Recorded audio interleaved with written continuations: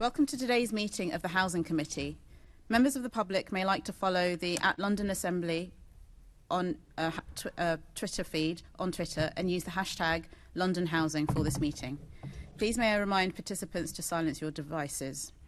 The main item on the agenda today is an investigation into affordable housing delivery in London. To inform this investigation, the committee has also published the Affordable Housing Monitor for 2022, and this is available on the website now. We have some short items of business first. Can I now ask our clerk, Diane Richards, to confirm any apologies for today's meeting? Thank you, Chair. Apologies have been received from Assembly Member Devonish, and in accordance with Standing Order 2.4, Assembly Member Baker will be attending remotely today. Thank you. Can we note the list of offices held by Assembly members? Noted.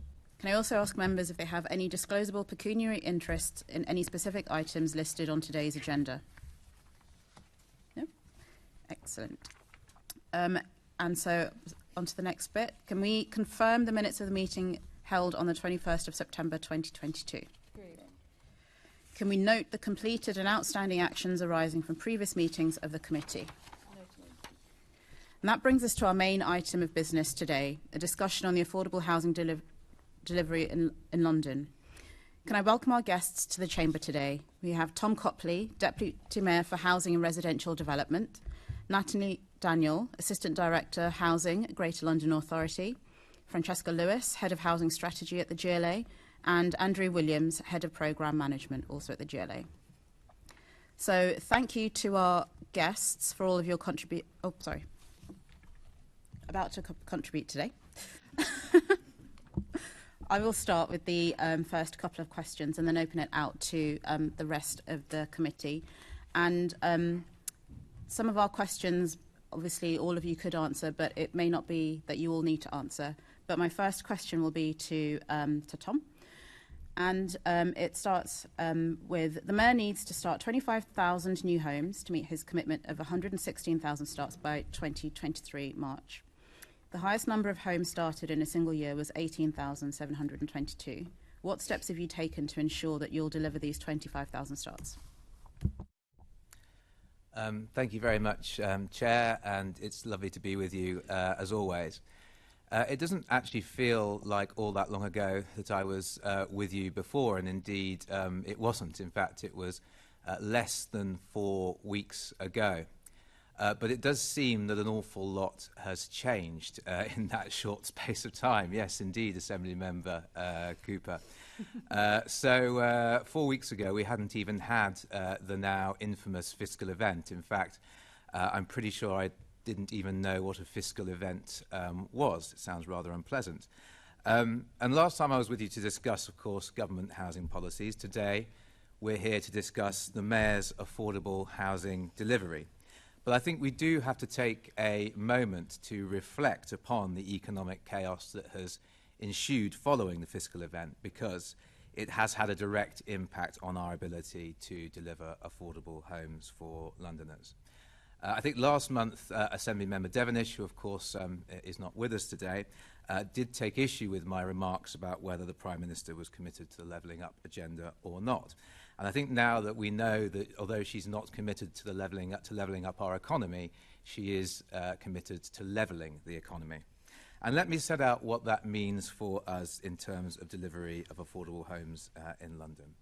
So as the committee knows, I'm very proud of the Mayor's track record of delivering record numbers of affordable homes. As the Chair has noted, last year we started nearly 19,000 affordable homes in London, which is the most ever recorded by the GLA. We also started more council homes than in any year since the 1970s and smashed the Mayor's target of starting 10,000 new council homes by nearly 3,000. And this was in spite of the myriad challenges. We've had Brexit, the building safety crisis, the war in Ukraine, and indeed materials cost inflation, which is currently running at 13.5% in the year to August in housing construction materials. And yet, unfortunately, with the fiscal event, we have seen fuel poured on the fire.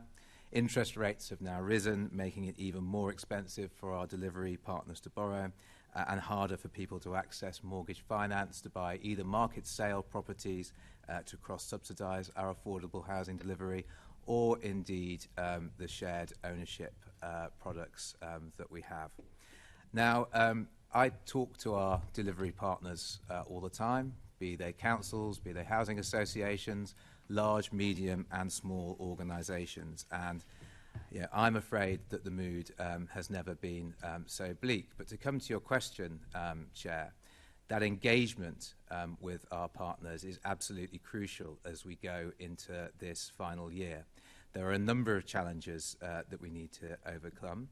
Planning remains a key one, so I continue to engage with particularly our borough partners over planning, because of course planning, although it is an issue for their own development programmes, is a big issue for our housing association departments who develop in boroughs as well. So whenever there are planning issues that arise, and believe me, the longer I've gone on doing this job, the more I've discovered how planning, different kinds of planning issues can derail what we are trying to do.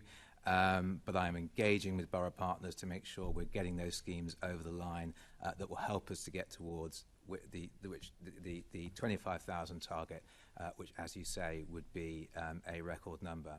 We're also looking at what we can do with our funding.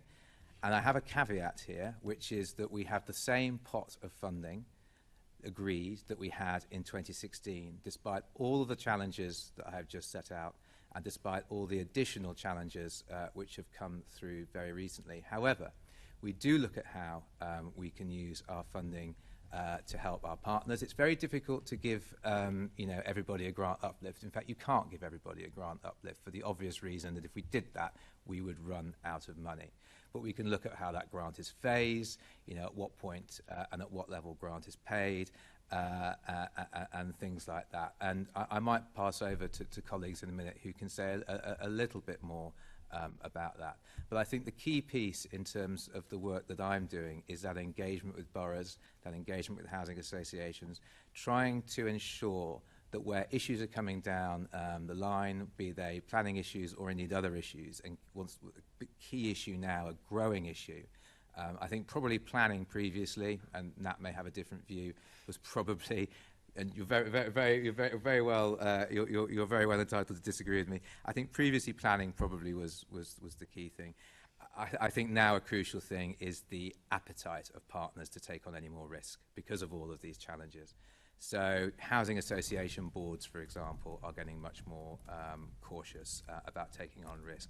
Boroughs are having to look at the state of their HRAs. And when you layer on everything else that partners have to deal with, particularly in terms of issues around building safety, but also growing issues around retrofit, you can see the challenges. Chair, I can see you switch your mic on, which probably means I've spoken too long. But would you mind if I pass over to colleagues just to see if there's anything they'd like to add? Yes, no, that would be fine. I just wanted to add a question that maybe your colleagues could also consider, and I was just wondering what's the impact of inflationary increases on the grant that you have, given that that was set in 2016, so it's already worth less. I will pass that to Nat because I think she's got some quite good numbers on this that she can give you. Nat. Thanks, Tom. That feels like a suicide pass.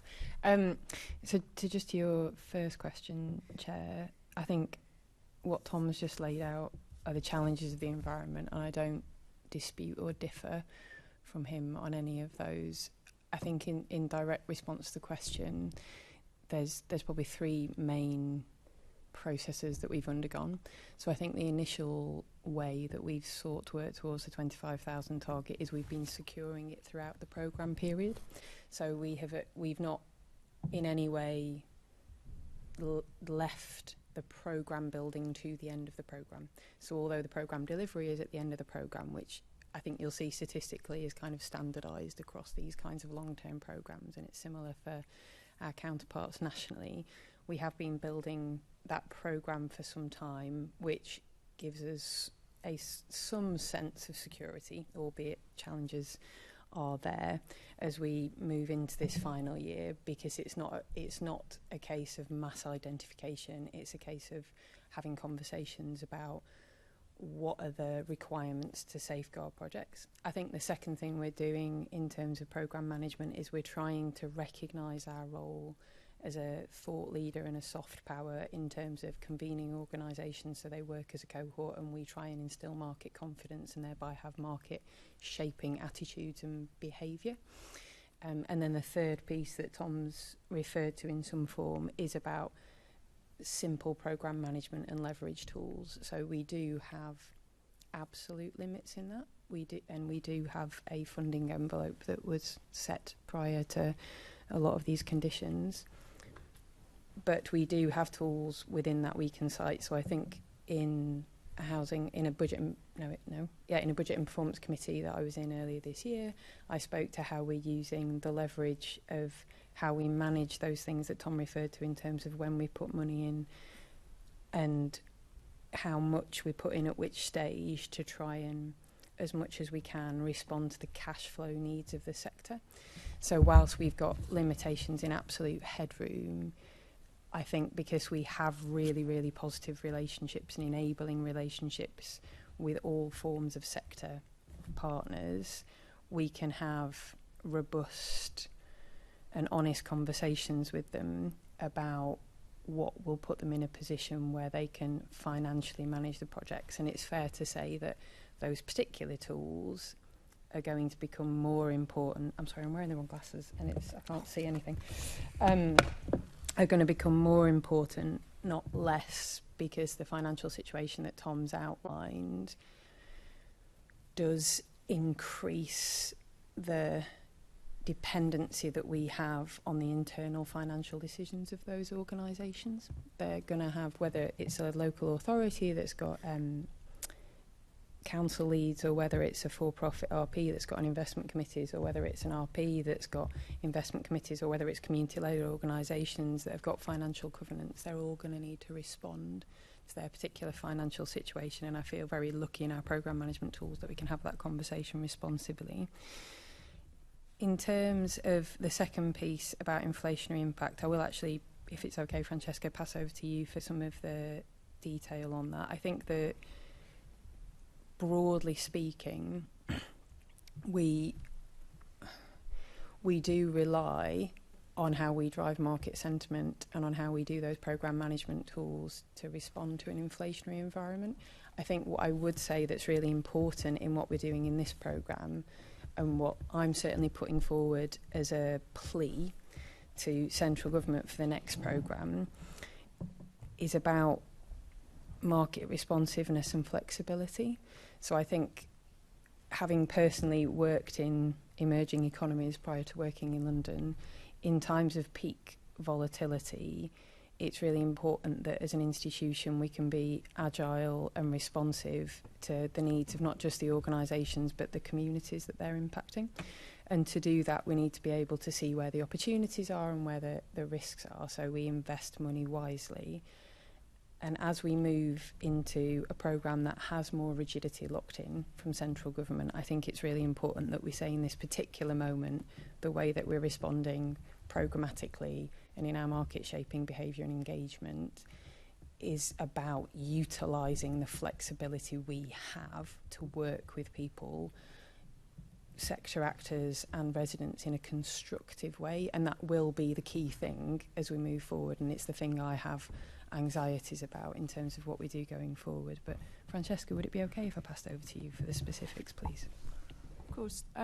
So on your question on inflationary factors, I think there's a couple of things that are worth saying on this. I think the first is that the kind of decision making that's going on among housing association and council boards, like we're at a kind of crucial time in the financial year for business planning processes, and I think it is quite hard to separate out the feedback that we're receiving around inflationary factors in the current programme and the new programme. In terms of like the current state of play, so we know that housing construction materials prices rose by 13.5% in the year to August. We have in recent months started to see the kind of really dramatic rises that we've seen over the last year start to level off. I wouldn't want to kind of forecast whether that will continue or not, because obviously there's some quite significant macroeconomic factors which are beyond the Mayor's control, which do dictate materials cost inflation.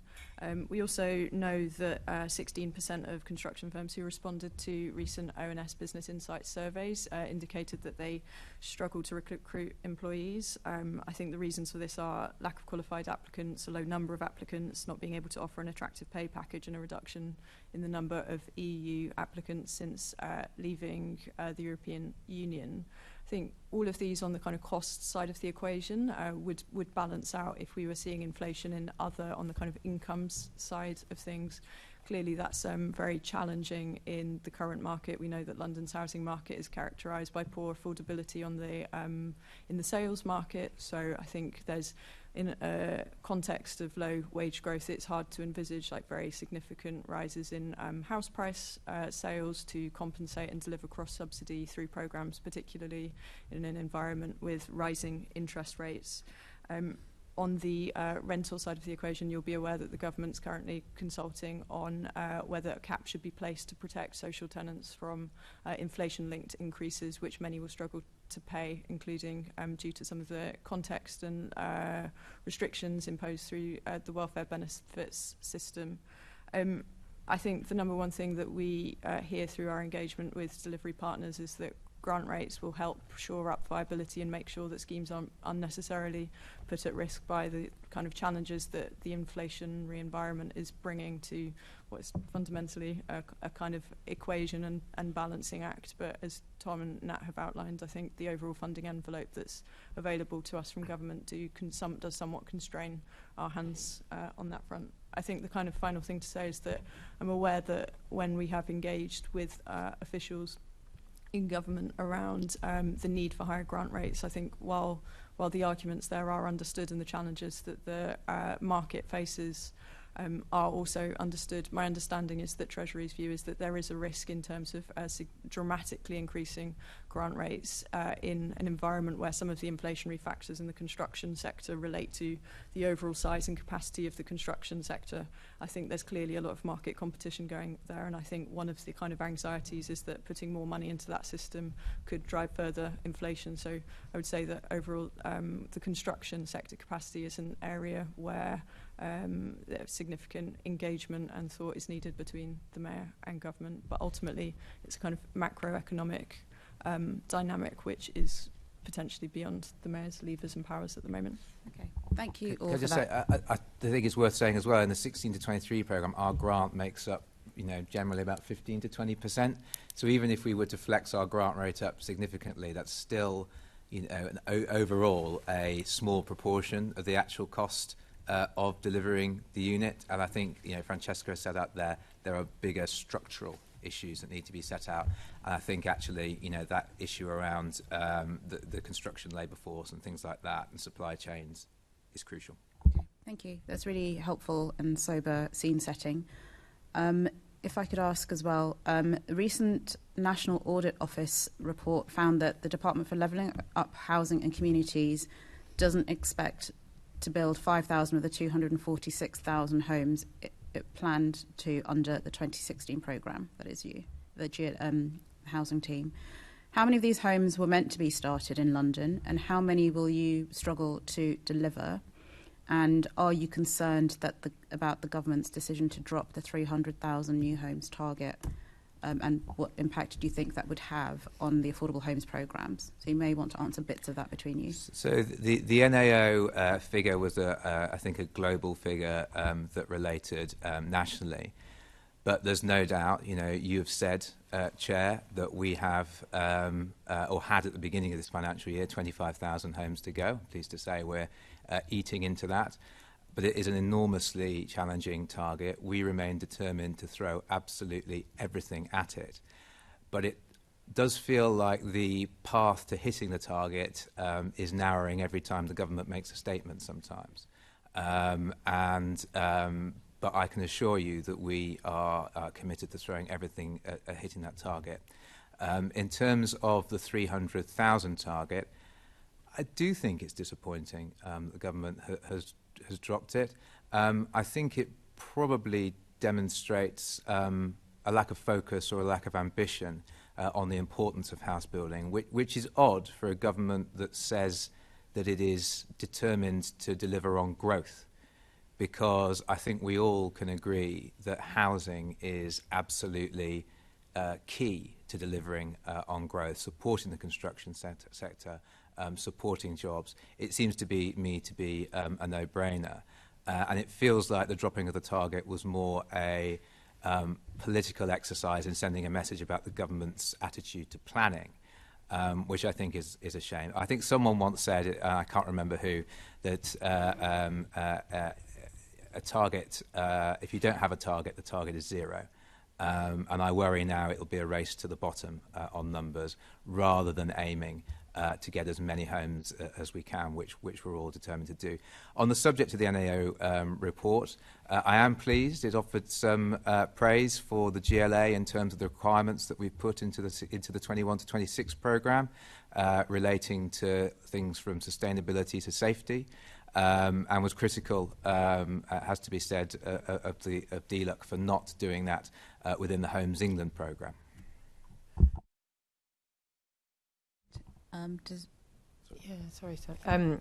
It was just to...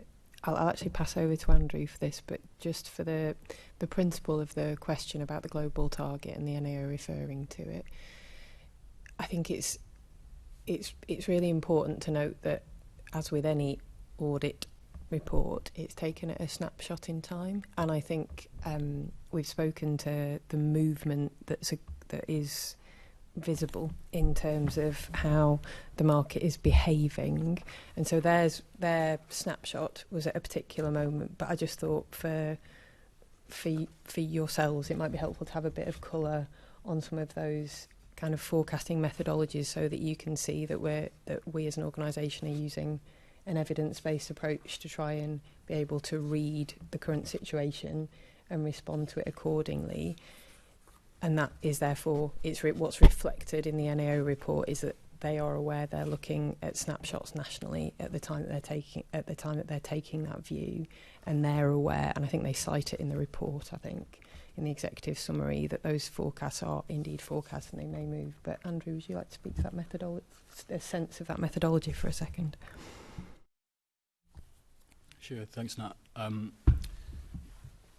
We work with our partners across London and throughout the organisation to essentially get live updates on every single scheme that we are funding, and those live updates kind of feed into a directorate sense of which schemes are looking positive, which schemes are looking negative, and which schemes need some more work, essentially. And it's those, and that in itself, those conversations feed into a kind of directorate-wide, GLA-wide risk profile, and that's what Nat's referring to when, in the sense of the forecast. These forecasts are very much live. It's a snapshot. It's ever evolving, and therefore, yeah, the NAO report, as it says, does have kind of that caveat. Obviously, as Tom and Natalie have said, that markets conditions are extremely challenging at the moment, which of course naturally makes the risk profile more challenging for us to deliver. But what we are doing throughout is, on every single one of those schemes that we are funding, looking at kind of potential mitigations, what we can do, as Tom's talked about, and that in terms of conversation soft power, in terms of potential grant flexibilities within our available headroom to make things happen, to essentially reduce the sense of risk, to give us more certainty. That is a process that will continue right through until the end of the year. So, yeah, an ever-evolving picture. Okay, thank you. Assembly Member Boff. I didn't hear a number there. I think the chair had asked the question, how many of these homes, the 5,000, were meant to be started in London, and how many, therefore, will you be unable to deliver? It's an impossible question for me to answer, Assembly Member Boff, because precisely for the reason that Natalie Daniels has said, it's a snapshot at a point in time. If I were to log on, in fact, I don't think I've got to log on, but if I were to ask Nat or one of my colleagues to log on to our system today, there would be a figure, a risk-rated figure for the sort of forecast that we've got. The next day it would be different. The day after it would be different. So, in answer to your question, it's not possible for me to say either, how many were in London on that particular day, at that particular time, when the NAO did their review. It's just not a question that I can answer. You can't aggregate the figures, spread it over a few weeks, something like that? I mean, and as I said, and I think as I've said to the committee before, providing a sort of running commentary on this is not something we can or would do, precisely because the picture changes every day. We have thousands and thousands and thousands of homes on the system. We have all sorts of different factors which can impact on whether or not they are going to deliver.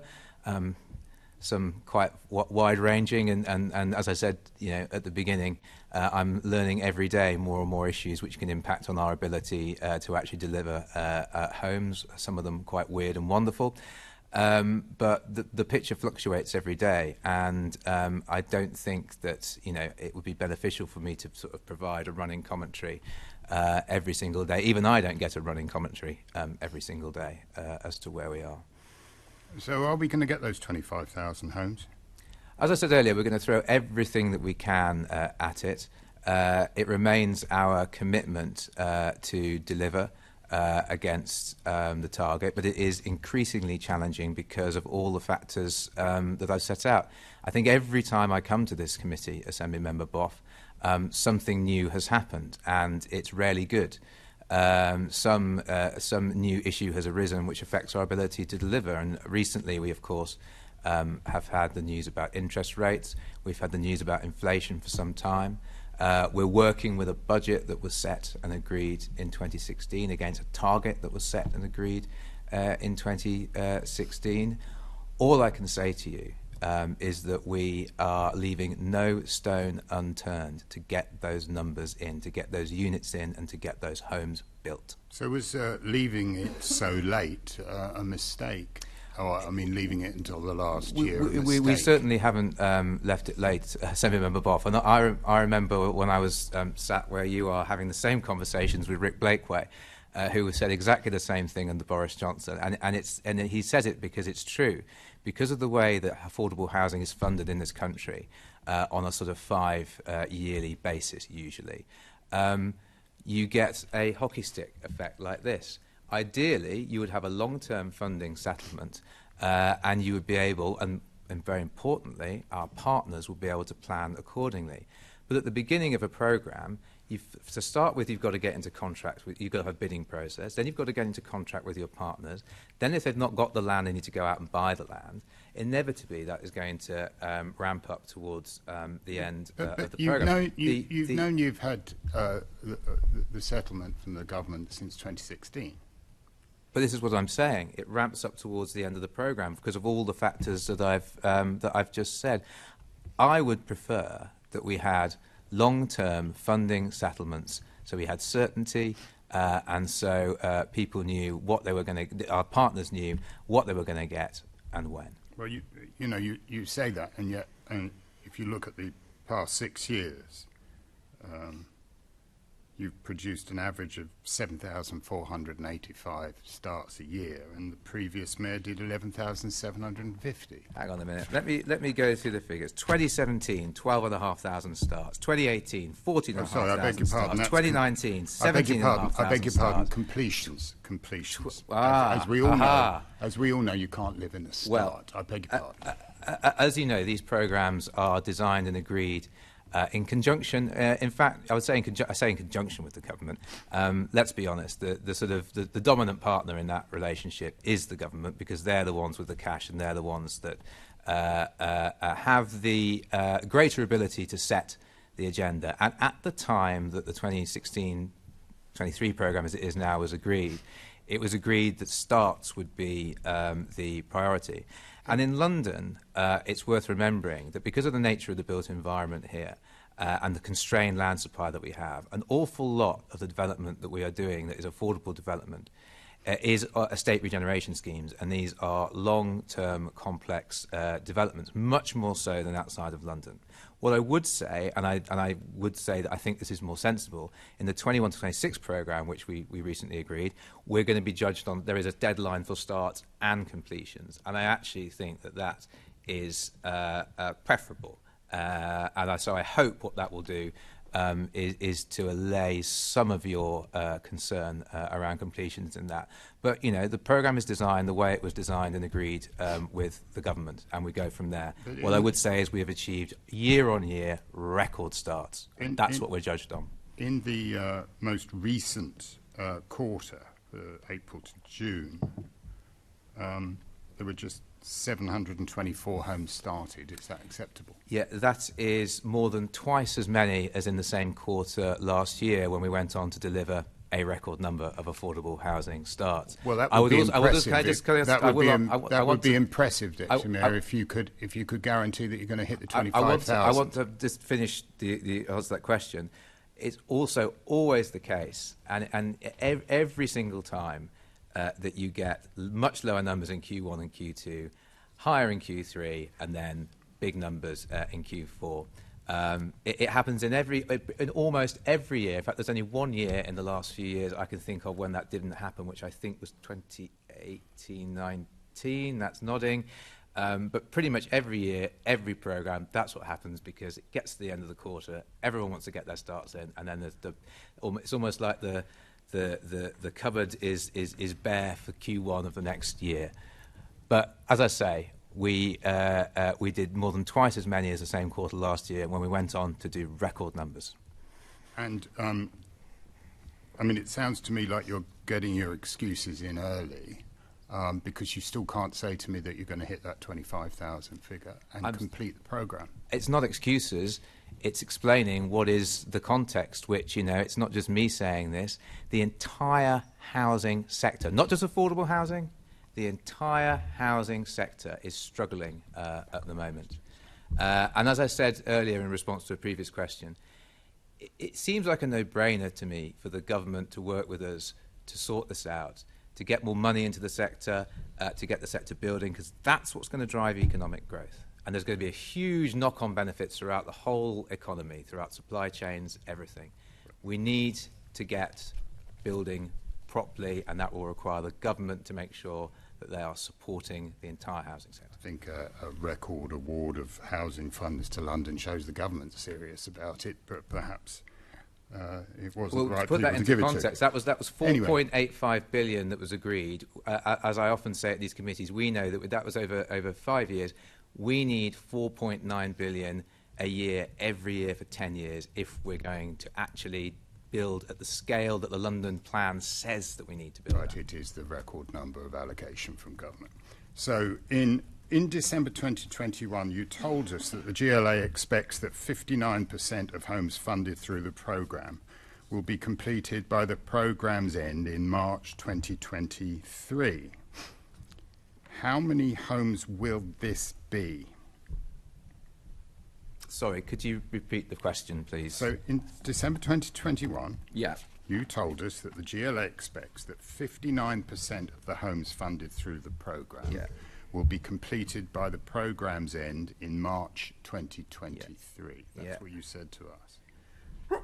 How many homes will this be, and are you on track to meet that expectation? Well, first of all, if I understand your question correctly, that's 59% of 116,000. Secondly, again, what I said then was a snapshot at a point in time.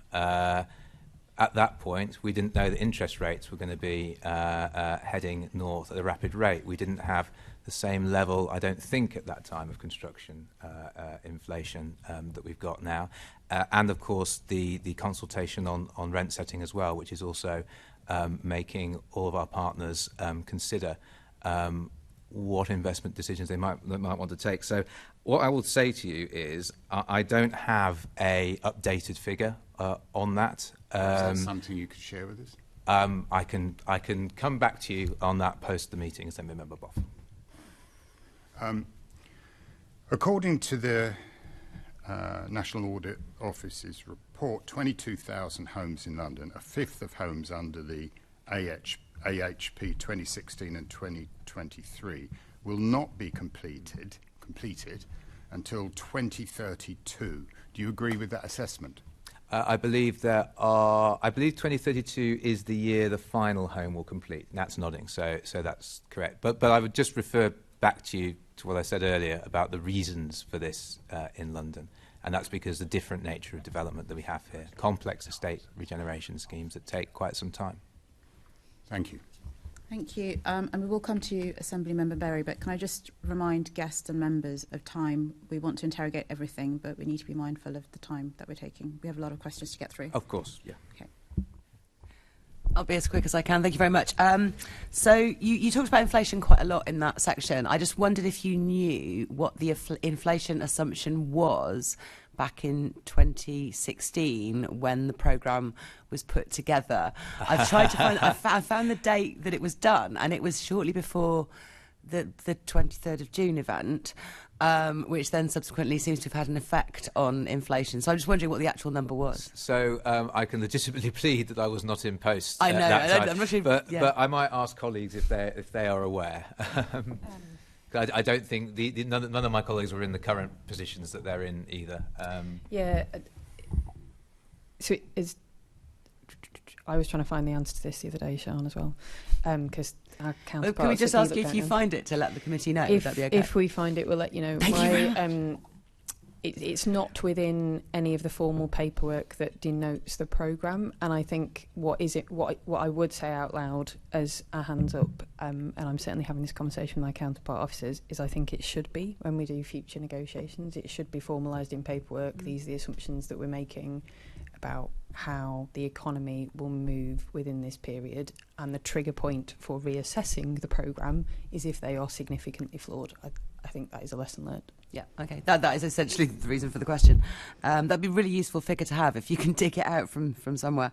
The second question I have is just to clarify the definition of a start. I'm aware of sites in my local area which where planning permission has been activated simply by demolishing the existing buildings, and they just sit there waiting for the next stage to begin. It is that, isn't it? It's activating the planning permission that counts as a start. It's more complicated than that. Again, it is in the capital funding guide, but I'll pass over to my colleagues who can give you chapter and verse. Yeah, just to confirm what Tom was saying, it is in the capital funding guide. It is often the activation of the planning committee, but it tends to depend on the type of development that's occurring, whether or not it's acquisitions, whether or not it's a piece of land that's been acquired, whether or not it's for example, a supermarket which needs some demolition, or whether or not it's an empty site that just needs a building work to crack on. I think we're happy. I can absolutely share the wording with you from the capital funding guide if that helps. But at its most basic, it is the implementation of a planning permission. Great, and then finally, Tom, you talked about planning as one of the things that you were kind of focused on and talking to boroughs about. Have you also had communication with the Deputy Mayor for Planning about the urgency of meeting these targets?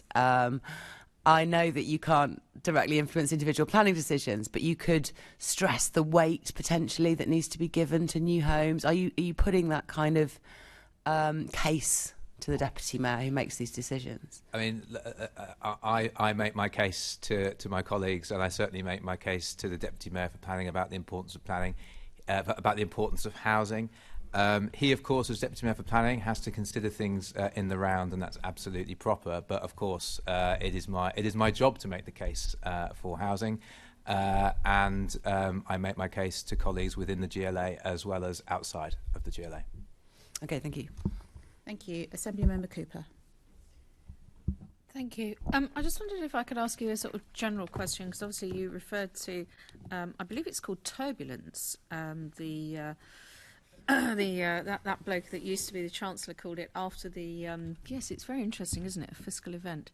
And I just wondered, obviously, inflation was rising before that in any case, but we've had various different predictions for all sorts of things like gas prices, but inflation, there have been, and it is quite high at the moment.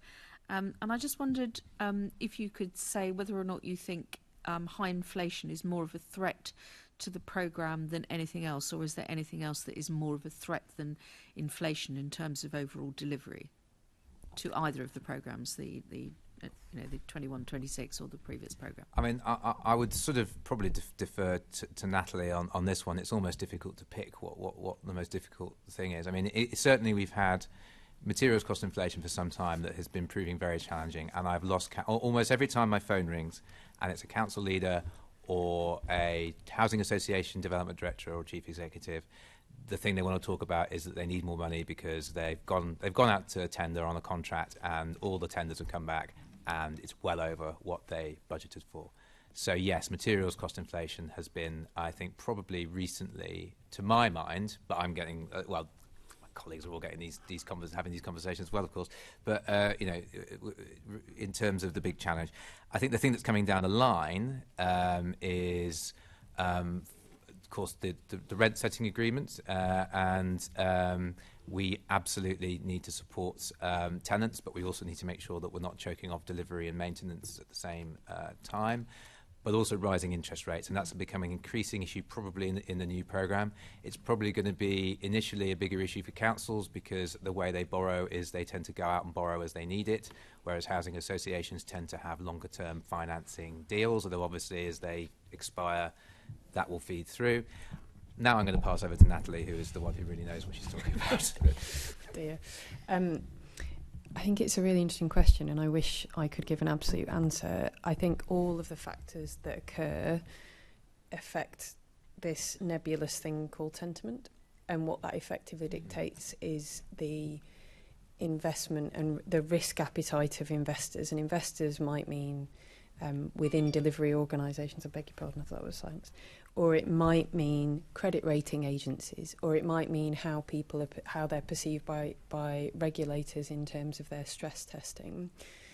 And I think one of the things that's really interesting when one speaks to the regulator presently is that whilst the regulator has always consistently pushed the sector to have robust stress testing, I think even they are in a position where they accept that the multitude of factors and variables are such that they would not have legitimately expected prudent conservative organisations to have fully planned out their investment strategy in response to the current turbulence. And so whilst I think it is really tempting, and in my particular world at the moment, in the kind of clasping at the silver threads on the cloud, it's really tempting to try and find the singular factor that is the one that we can therefore combat as a threat with mitigations. I think I've come to a personal place of saying that I'm not, that they are no longer prioritised and they're nebulous because they're all affecting sentiment. And therefore, similarly, I think the rent settlement absolutely has an impact, but it confirms a trend rather than defining a trend. But I'm aware that my colleague Francesca did just do a lot of work with me on this to be able to speak in concert as a sector in terms of how we speak to central government on these issues. And I just wondered if it was something that, I mean, obviously if you're doing global financial modelling, then you're not just going to be picking out one factor anyway. You would be putting all of the different things, but it's just, it struck me that it's, it's an area that it is particularly stands out because we haven't had inflation in double figures for so many years now. I mean, obviously we have had it before, and mortgage rates at one point were at 15%, but then house prices were much lower. So 15% of £80,000 is very different from 15% of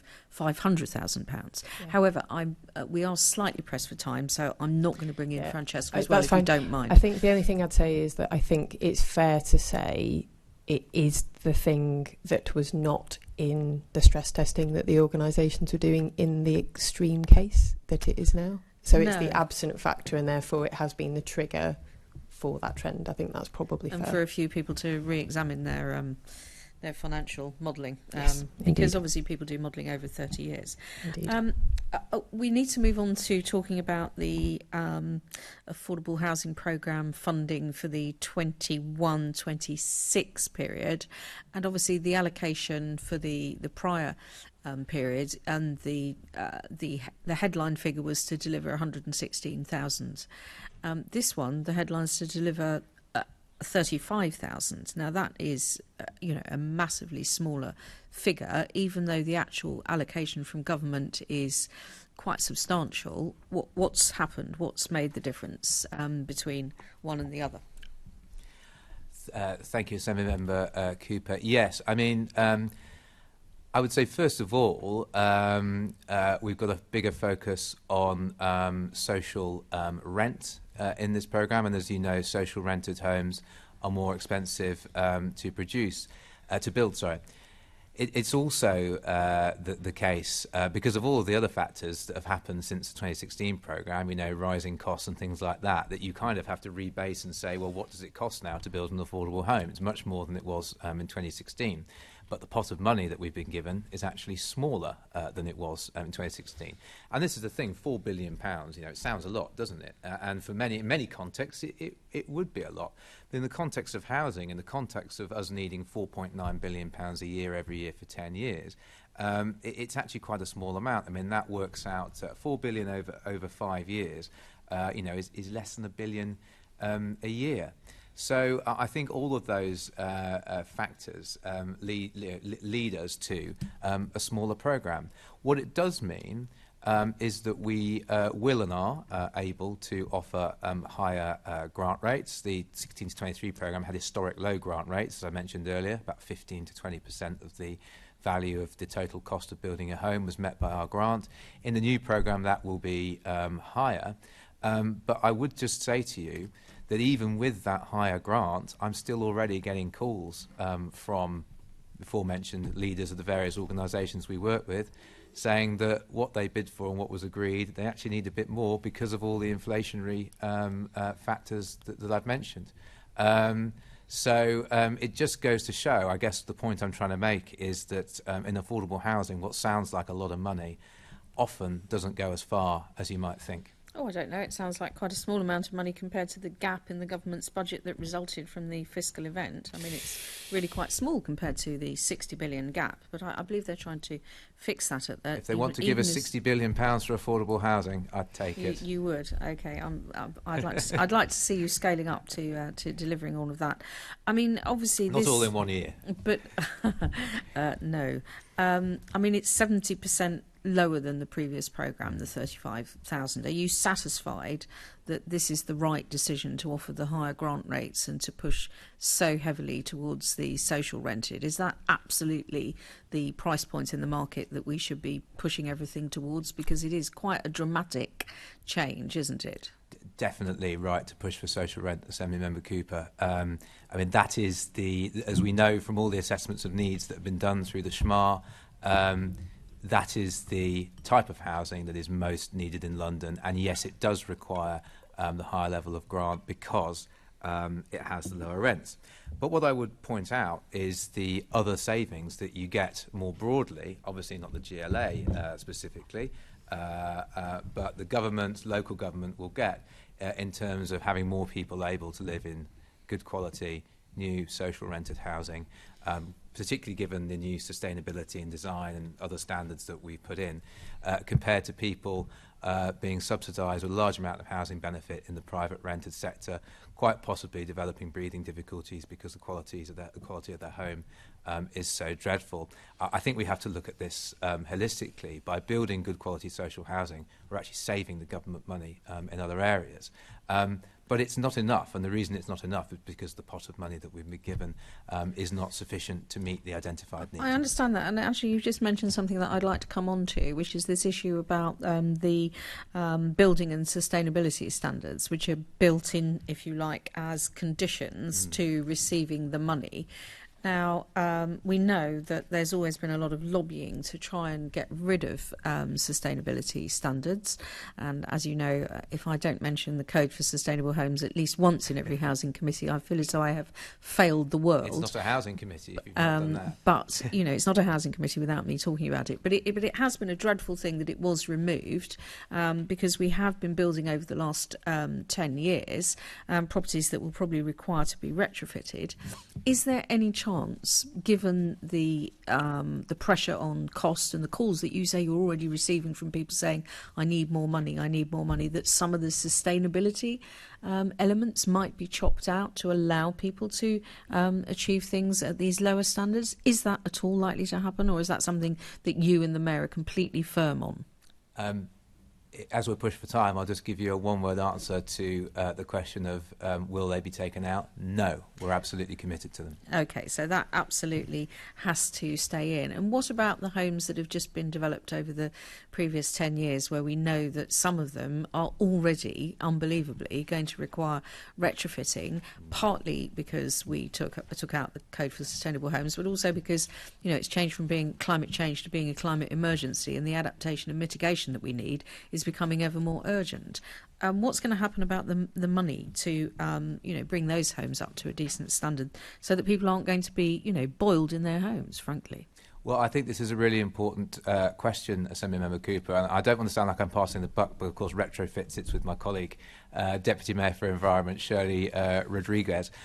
You mentioned... is there actually a budget line from government for this area, though? No, we have the Warmer Homes programme, which we do get from BASE, I believe. Which will retrofit a small number of homes for very low-income people. And I would encourage colleagues to promote that, please, so that we can make sure that the people who need it can get it. But we don't have funding for capital funding from the government for retrofit, and I think that's a mistake. I think it's crucial, and I would hope it might be one of the recommendations that we make sure we ever be writing to the Minister who's dealing for housing at any moment in time, because of course they keep changing. What about EDI, equality, diversity and inclusion? Is that something that you're addressing more thoroughly across the programme? It certainly is. In our 21 and 26 programme, we require partners to develop an EDI action plan, which includes actions around community engagement. And I might actually pass over to Francesca, if that's okay, because she was instrumental in designing this and can probably give you a bit more colour about it than I can. Thanks. Yeah, so when we were drafting the prospectus for the Affordable Homes Programme 2021-26, we wanted to implement new requirements around equality, diversity and inclusion. We'd already kind of piloted this through a specific deal that we'd done with one of our funding partners, so we had a sense of how it could be operationalised, and we set a number of minimum standards that all providers need to agree to make. These are derived from the Mayor's Good Work Standards. We also set a requirement that as part of in order to do business with us, every partner would need to draft an equality, diversity and inclusion action plan, which covered a range of actions across a number of key areas. In terms of how this is working out to date, so the requirement is for that to be provided to us for our scrutiny within a year of allocations being made. So we're expecting to receive these in the coming month or so. And so we're at the point of establishing how we can evaluate them. Obviously, without having seen any yet, it's hard to fully comment fully on how this is playing out in practice, but it is an area that I think our partners have been, we've had very little challenge in relation to this. Our partners have seen the need to do this. For many, it's part of their charitable objectives as well. And so we may have outcomes that we'll be able to report to you in due course.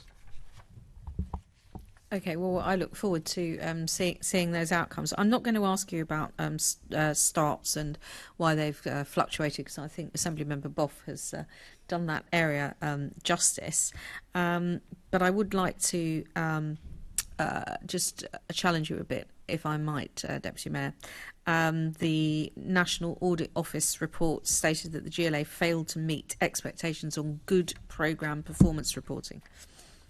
Oh, sorry. I'm just doing Sian's question. Oh. She is going to talk to you about that, and I'm going to be very quiet instead. Oh, sorry. Did you want to? Are you coming in after the previous? As we were talking about retrofitting, do you maintain figures of how many starts will at one point need to be retrofitted? Again, I think that's a sort of impossible question to answer, because I don't know what technology is going to be invented in the future. No, I mean under the current standards, under the current Mayor's aspirations for to meet climate change. We have in the new programme, because of the standards that we've built in, they'll be of the highest standards nationally. And I would remind you, they'll be the highest standard nationally. So that is. The mayor has his particular standards, for which are much higher Assembly Member Boff than nationally. Do we know how many how many starts are underway with which will at some future point need to be retrofitted to meet those standards? I don't have a crystal ball, so I don't know how many. You know what standards is being built. You know what the mayor's standards are. We have the highest standards nationally. They go much further than what have been implemented by the government of the same colour as yourself, Assembly Member Boff. And might I remind you, it was the Osborne government that got rid of the zero carbon home standard in 2015, 1 year before it was about to come into force. To say was that we don't carry that information. I'm not going to be lectured on sustainability. I'm not lecturing you. I'm asking for a figure. You know, the relationship here is that we ask you questions and you answer them with facts, not go on to some demonstration of your previous political allegiance. It's about you answering questions. That's all we want. In this case, you have said you don't have that information. I don't have that information. Thank you very much. No, that's helpful. If I could just, however, say if we could just make sure that we have a back and forth where we allow guests to answer and just try to not interrupt. I'm just asking if we could just do that, please. No, I think that was my fault, Chair. I apologise to Assembly Member Boff. And to be fair, that does apply to panellists as well, some of you. Assembly Member Berry. Thank you very much, Chair. So I wanted to ask Deputy Mayor some further questions about the National Audit Office report. As you know, they are rigorously non-political, and they have nevertheless been quite critical about the way in which data flowed between the GLA and Homes England about the 2016 to 23 programme of grants. Now, the set of bullet points that I've got here that summarise what the National Audit Office said, that they're rather familiar, a bit of déjà vu from being on this committee from all these years. You know, the fact that, you know, you get starts information but not completions information, that it's really hard to get information on the spend of the money. That was basically absent. That quarterly reports were really short and top level. We're not really giving the information you need to drill down into what might be happening to change performance. So do you know why this was? Was this to do with because obviously you weren't in charge of the programme for some of that. Was this, and you're on this committee in fact, was this the GLA's reticence to give a running commentary to the government who was providing the money, or was this the government simply not requiring it from us because of the devolution? I have to plead that because I was not around at the time, I honestly don't know. I think it was quite possibly. I mean, I might pass over to Natalie and Andrew, who have a sort of bit more chapter and verse, I think, on the issues around the NAO report. Yeah, thanks, Tom. Thank you, Sharon. I wasn't here either, but I think they're fair questions. So I think what's important to note is that what it's speaking to in terms of the top level reports is the agreement that was held at the time and the management protocol that was held at the time between DLUC and the GLA. And I think that was a productive relationship that was reflective of the information needs and requests that were flowing in both directions at the time. In terms of intention, which I think is what's sitting behind your question, to the best of my understanding, there's no reticence there about transparency at all. I think there was a delineation of duty where central government were the oversight body looking towards national targets, big picture strategy and how do they implement policy. And we were seeking to give them the information as requested and then conduct programme management. So it's kind of notable to me that in the report it does say that information flow could be improved. It also says it has been, and I will certainly take that as something that I've done in my tenure to ensure that transparency is there, so we can have robust conversations about things like how do we operate in this particular environment. But that relationship and the information flow as it stood at the time didn't adversely affect the performance of outcomes, and therefore didn't perversely affect how many Londoners are in safe and decent housing. So I don't think the intention, to the best of my knowledge, the intention behind it was in no way malevolent on either side. And I think all parties, including the NAO, are saying, let's reset and adjust this relationship so that we can work together productively in a volatile environment moving forward. Okay, that's useful. I mean, I wasn't accusing anyone of being malevolent. That was a bit of a heavy word. or not uninterested in where public money goes. I mean, this is what the NAO generally is concerned about. So this has been improved now, you say, yes. In terms of the 16 to 23 programme. The 21-26 programme. And the 16-20. Yeah, so what what you are reporting about the 16-23 programme has now been improved, and you're providing more regular updates to them on a monthly basis that are more detailed.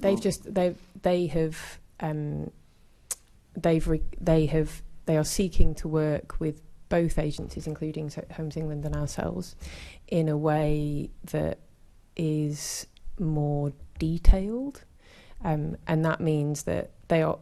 I would not say that we are producing or analysing any information that is any different to what we were producing before for us to conduct appropriate programme management. It's just what level of visibility they would like. So they're having more regular visibility and they're having more in-depth visibility.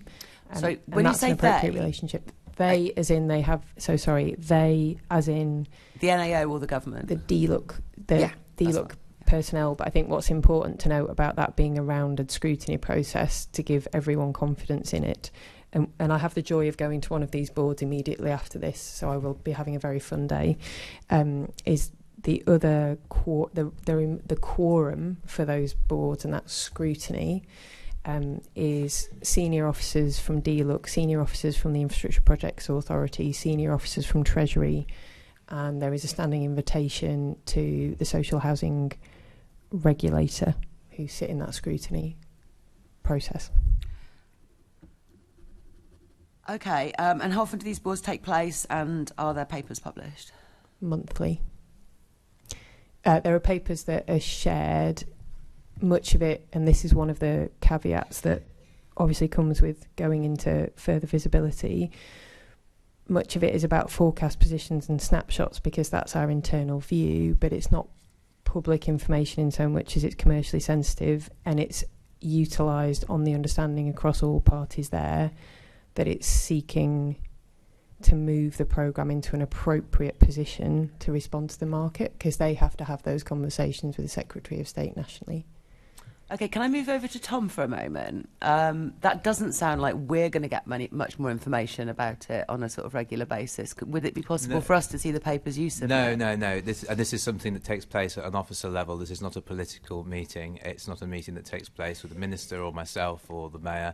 This is a process thing between officials at DLUC and between officers at Fair the enough. GLA. So what will we get then? What improved reporting? Like I said at the beginning, the complaints of the NAO, particularly about what was being reported to the DCO. This is commercially sensitive, so it's not. Can I finish my question? Oh, sorry. Sorry. Like I said at the beginning, the complaints that the NAO had were very familiar to me as issues with levels of detail, the types of data that were being reported that we'd had in the committee. And seeing as there is a new process, I'm trying to seek for ways in which this committee might get more regular reporting without having to ask many questions of you. If there's a regular report, can we see it? No is the answer. It's commercially sensitive. okay. We will need to take that up in future. I have one further question on this issue, which is for the 21 to 26 programme, which is separate than what was being evaluated.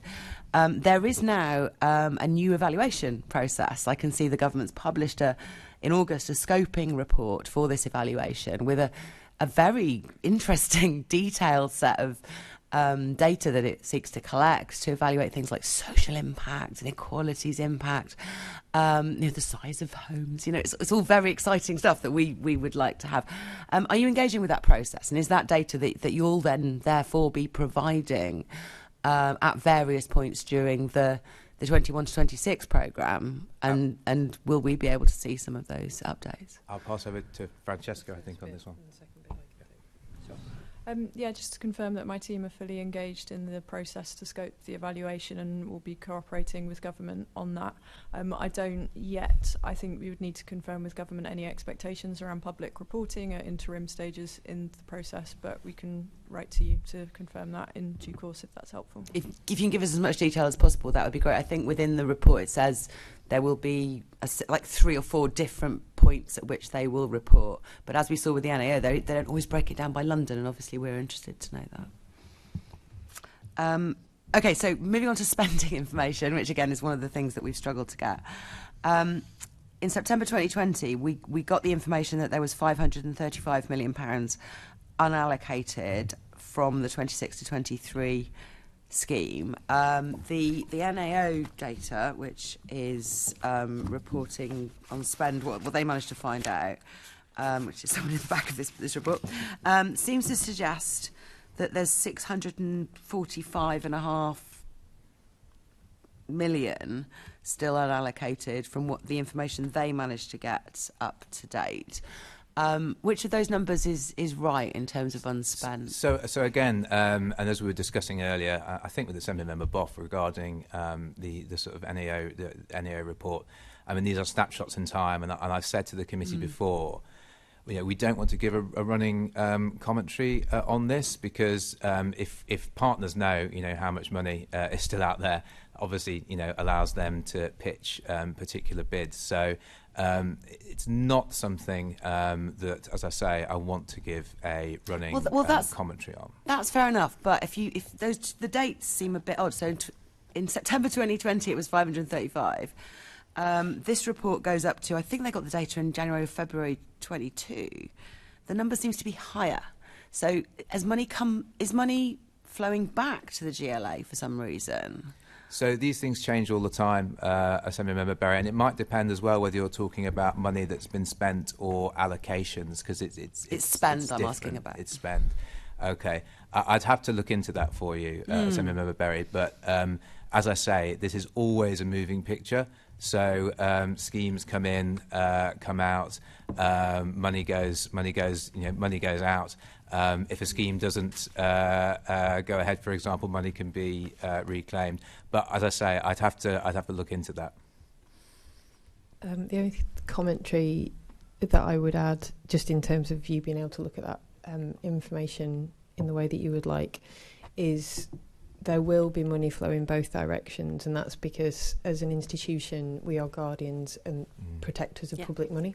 So therefore, if there's any instances where an allocation has changed or a project is no longer something that either party wants to proceed with, then we can withdraw money within our contractual gift the same way that we can award money within our contractual gift. And I'm very, and it does, a lot of it comes directly from me, that I enforce that when required, and make sure the money comes back and it goes into that pot, and then we can make sensible decisions about the best use of public money. So in basic terms, the money can move in both directions. Sorry. Yes, no, absolutely. I mean, that's clear, and so it just seems like quite a large change and something which might have an explanation. But if you're not willing to give that, that's fair enough. It's not about not willing to give it at all. I think we're at a stage of volatility, as Tom's described, and one of the reasons why we have confidence in the delivery target for this year is because we always had a strategy of over-programming. We overbooked the aeroplane. We wanted to make sure that there was enough allocation in there because we knew there would be a percentage of market failure. And I think we're in a position in the programme where if there are projects that have had a significant lead in but have had complexities that meant they couldn't be executed, in the last 18 months is likely to be the moment where that failure or success is realised, and it's the point where we need to make absolute decisions about how to proceed. So that movement will go strongly in both directions as a matter of stewardship to help us move towards the target in the final year. That's fair enough. We understand all of that. We're just trying to scrutinise it. Yeah. Okay, so moving on. Assuming that we all accept there is some unallocated and unspent grant, one of the things that we've discussed earlier on is you were quite reluctant to.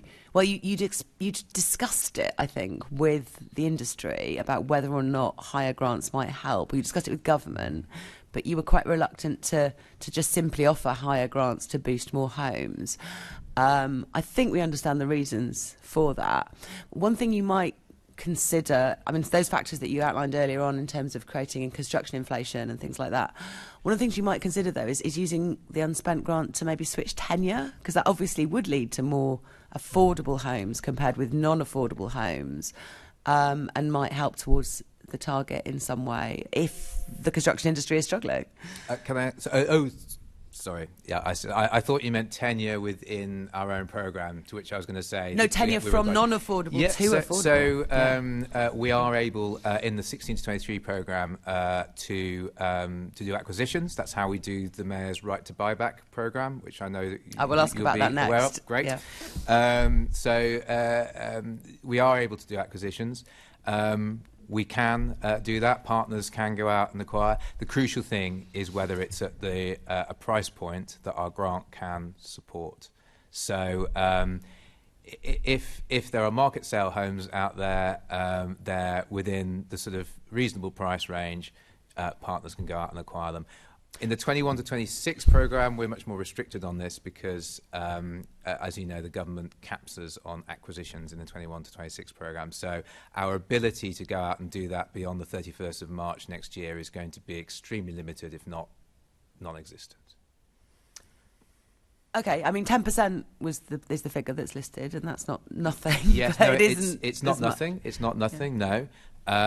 A lot of that will be to support estate regeneration schemes, and there are rules around obsolete homes. So I think they need to be obsolete homes. There is a definition of what counts as obsolete, and then they are allowed to be used to acquire homes on estate regeneration schemes. But like I say, we are extremely limited in the new programme. Okay, that's really confusing, bringing up obsolete homes at that point. So you're saying that the acquisition money in the 21 to 26 programme is actually for compulsory purchase? It can be, I believe it is, that's right, isn't that? Yeah, it can be used for, it's up to 10% obsolete homes that can be used on estate regeneration schemes as replacements. So replacements count as acquisitions? Replacements, yes. Thank you. Yes, that's what I was missing. Sorry, Second Member Berry, if I thought we'd got Yeah, so acquisitions also includes any grant you might give for replacement homes, which are only allowed if they are classed as obsolete. And replacement homes, replacing obsolete homes, yes. Yes, and that is something I'm doing separate work on. Yes. However, I wasn't really talking about that. I was talking about when there's a scheme being built that is already got some affordable homes in, converting in the middle of being built more of those from market to affordable tenures is what I was suggesting that you might consider. So there are ways we do that, as I say, in the 16 to 23 programme. So we can use the developer-led route to top up grants. So that means that if you get to 40%, then you can get grant applied across your scheme, but that's to get you up to 40% or above.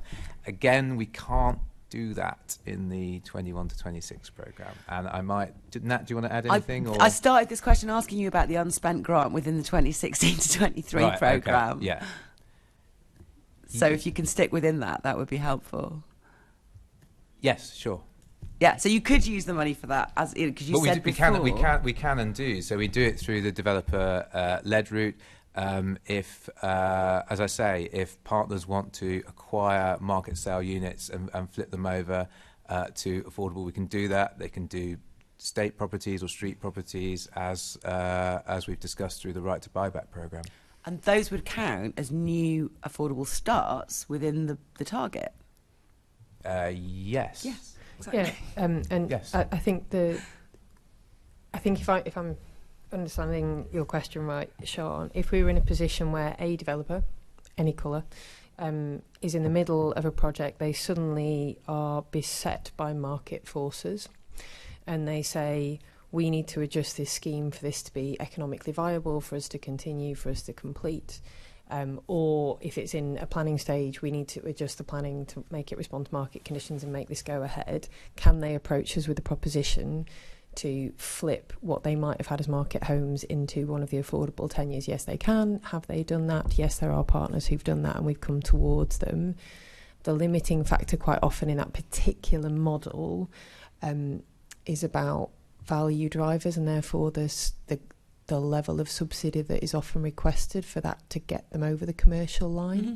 So if you, in propositional terms, shared ownership is linked to Red Book valuation, so it's got less hope value attached to it. Whereas for market-based housing, one of its functions in a lot of financial viability assessments is to plug the gap by saying, well, this is the propositional value, because we can release this at a time that responds to the market condition to get that value. But that means its role in the financial viability of a project is significant and is often, therefore, to replace it can be quite expensive. So we've worked with partners where that's an option, and it's absolutely fair to say we're talking to partners about that now because of the market exposure issues and because of how they might deal with value and whether there's moments and opportunities there. We welcome any conversations with developers about that, but the limiting factor to it will fundamentally come back to that funding envelope and headroom proposition question, and the proportion, the amount of money we have available to come towards those grant requests. And now, because we've got a time factor as well, they might need to go and revisit planning permissions and do all of those things. But we're totally open to it as a proposition. It's sensible. Okay, thank you. Sorry, that took a long time to get to the yes, basically. Right to buy back. This is a good thing. You're using some of the unspent grant to help councils to buy homes from the market. Can you give us an update on the numbers that have been bought through this? Because I think the last we heard was in the summer, was about 1,500 and something. So and just to save some time, do these count towards the target? Are they starts? Are they completions, etc.?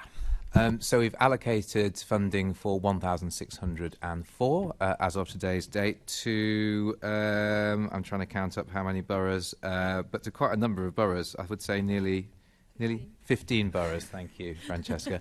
So there were 14 in the summer, so that's one more joined in. Yes, so we've done a Bright to Buyback deal, a new one with Wandsworth, and I think Richmond shares in that because I believe they share a sort of civil service, as it were, between the two of them, and that's particularly nice as well because Richmond don't actually have their own HRA. They stock transferred all of their housing to an RP. They did. They're always missing from the tables. That's really good news. Thank you. Yeah, very much. no, it is really good news, and you know, I'm just absolutely delighted with the take up. All sorts of boroughs, all across London, and what I'm particularly pleased about is not only does it help us to add to the supply of social housing, but it also helps us to help with some of the temporary accommodation crisis. Do they count towards the target? Oh, sorry. Yes, they do. As completions, presumably. So I think it's almost like a start and completion on the same date, is it? Almost. Nat's going to come in with a technical almost, answer. there's a condition of what we, and I can't remember it off the top of my head, but we obviously have requirements for the standard of completion. But so depending on the stock condition of the property, it may be a simultaneous start and completion, but it counts as both at some point in its journey. Thank you. Assembly Member Boff.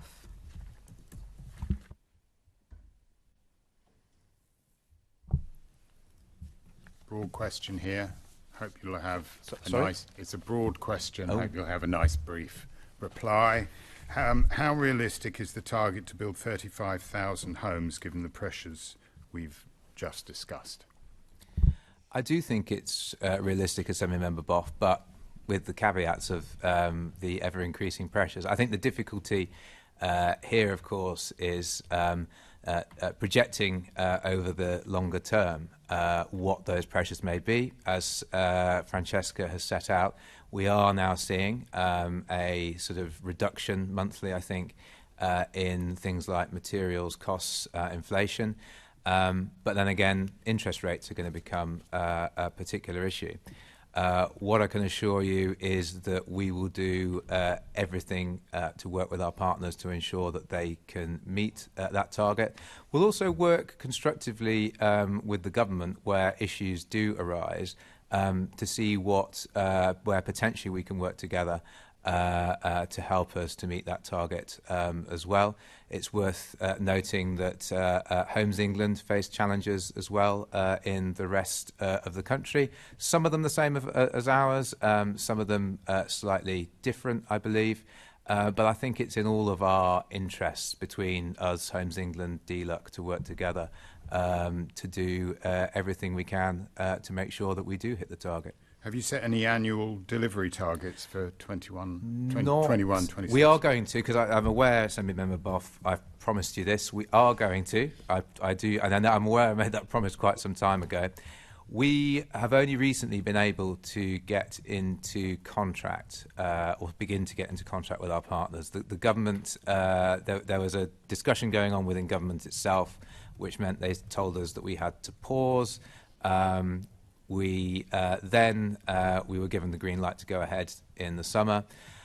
Then the government announced the rent setting consultation, which of course has given some partners pause for thought.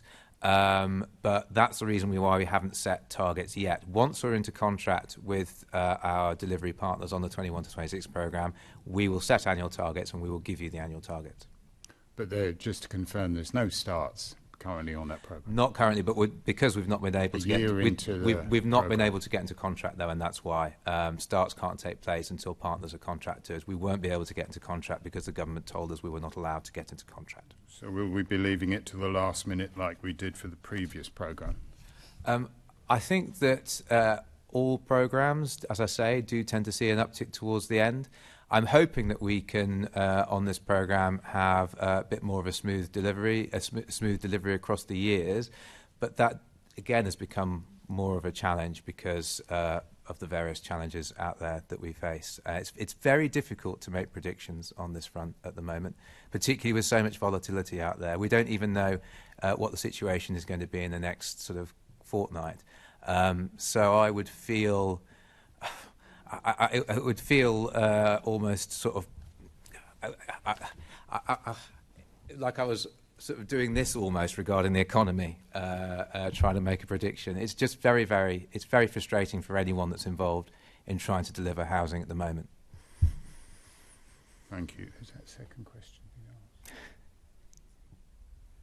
Oh, you have consulted. Sorry, it was a question about whether or not you've consulted with investment partners on the potential impact of inflationary pressure.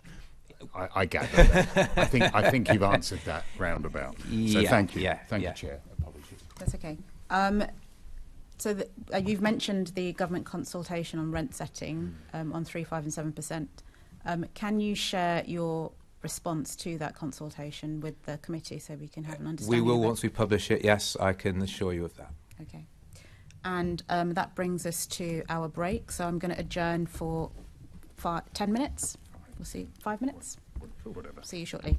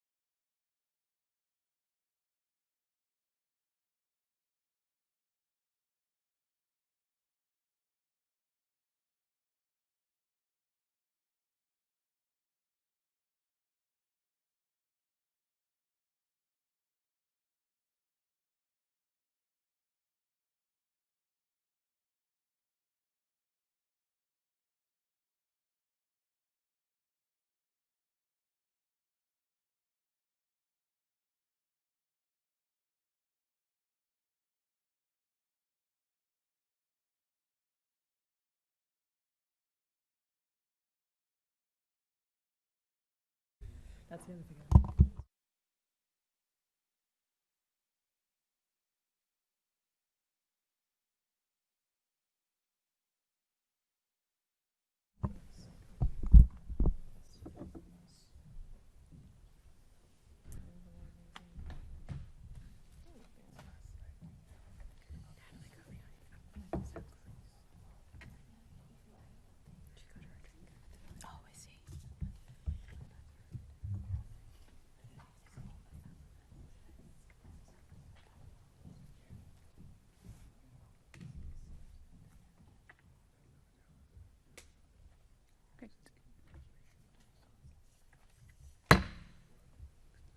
Okay, thank you. We'll restart and we'll go straight to Assembly Member Cooper.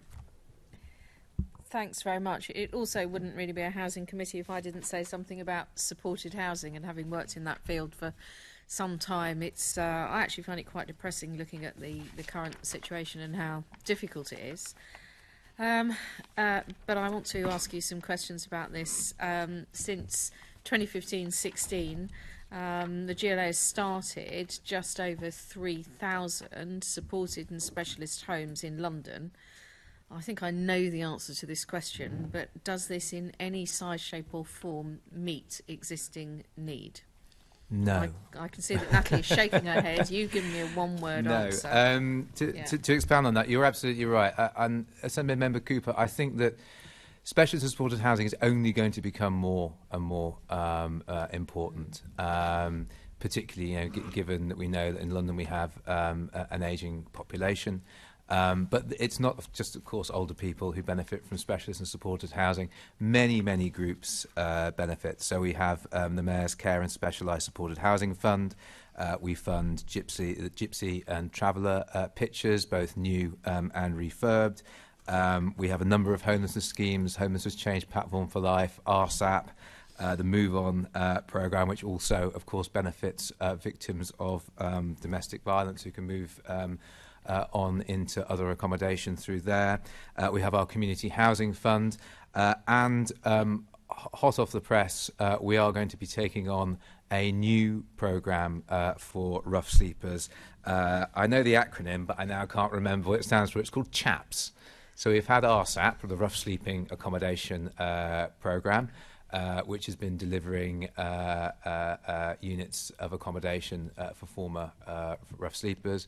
We'll now be taking on a new programme called CHAPS, the details of which we don't have a huge number yet, but we will be delivering it on behalf of the government. Well, perhaps you could at some point maybe write to us and translate the acronym, or we might see a press release. We do like 5-letter acronyms in City Hall, after all, MOPAC and LFIPA being two of my other ongoing favourites, but CHAPS might get into my little shortlist there. Now, you mentioned a series of client groups, but you also talked about the need to meet the housing needs of older people, and obviously given that the percentage of people who have become homeowners and therefore have had a mortgage that ends as they become pensioners or as they become older is declining, I just wondered if you could tell us roughly what's the split between accommodation for older people, because I think that's going to become more and more essential, because the private rented sector with very high rents doesn't really sit very comfortably with people who are on pensions, which are limited. And I wondered if you could give us the balance between, what's going towards older people and then what's going to quite a long list of other client groups from what you're saying. Is that within the Mayor's own funding space? First of all, it's single homeless accommodation programme. So there you go, SHAPS. Oh my goodness! It's named after Grant Shapps. How hideous is that? I'd have to sort of sit here and top up all of the. Spelt slightly differently, I should add. I would have to sit here and sort of tot up the numbers for the last few years to give you the full balance between the programmes. Obviously, in the interest of transparency, all the data is published. I would say, looking at this over the last few years, the balance, I would say, would have been in favour of accommodation for rough sleepers. Rather than accommodation for older people.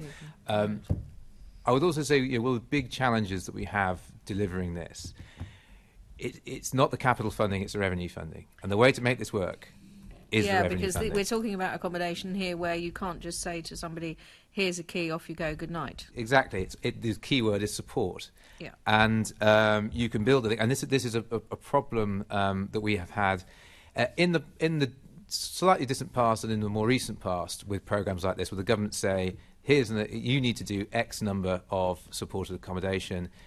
There's no revenue attached. You go out. Funnily enough, partners are very reluctant to bid for it. I think when the Move On accommodation programme was originally, and this is before my time, was originally introduced, that was the case. And I think this is funded actually from the Department of Health rather than through DLUC. Is that the case? Is Move On? Yeah, it is.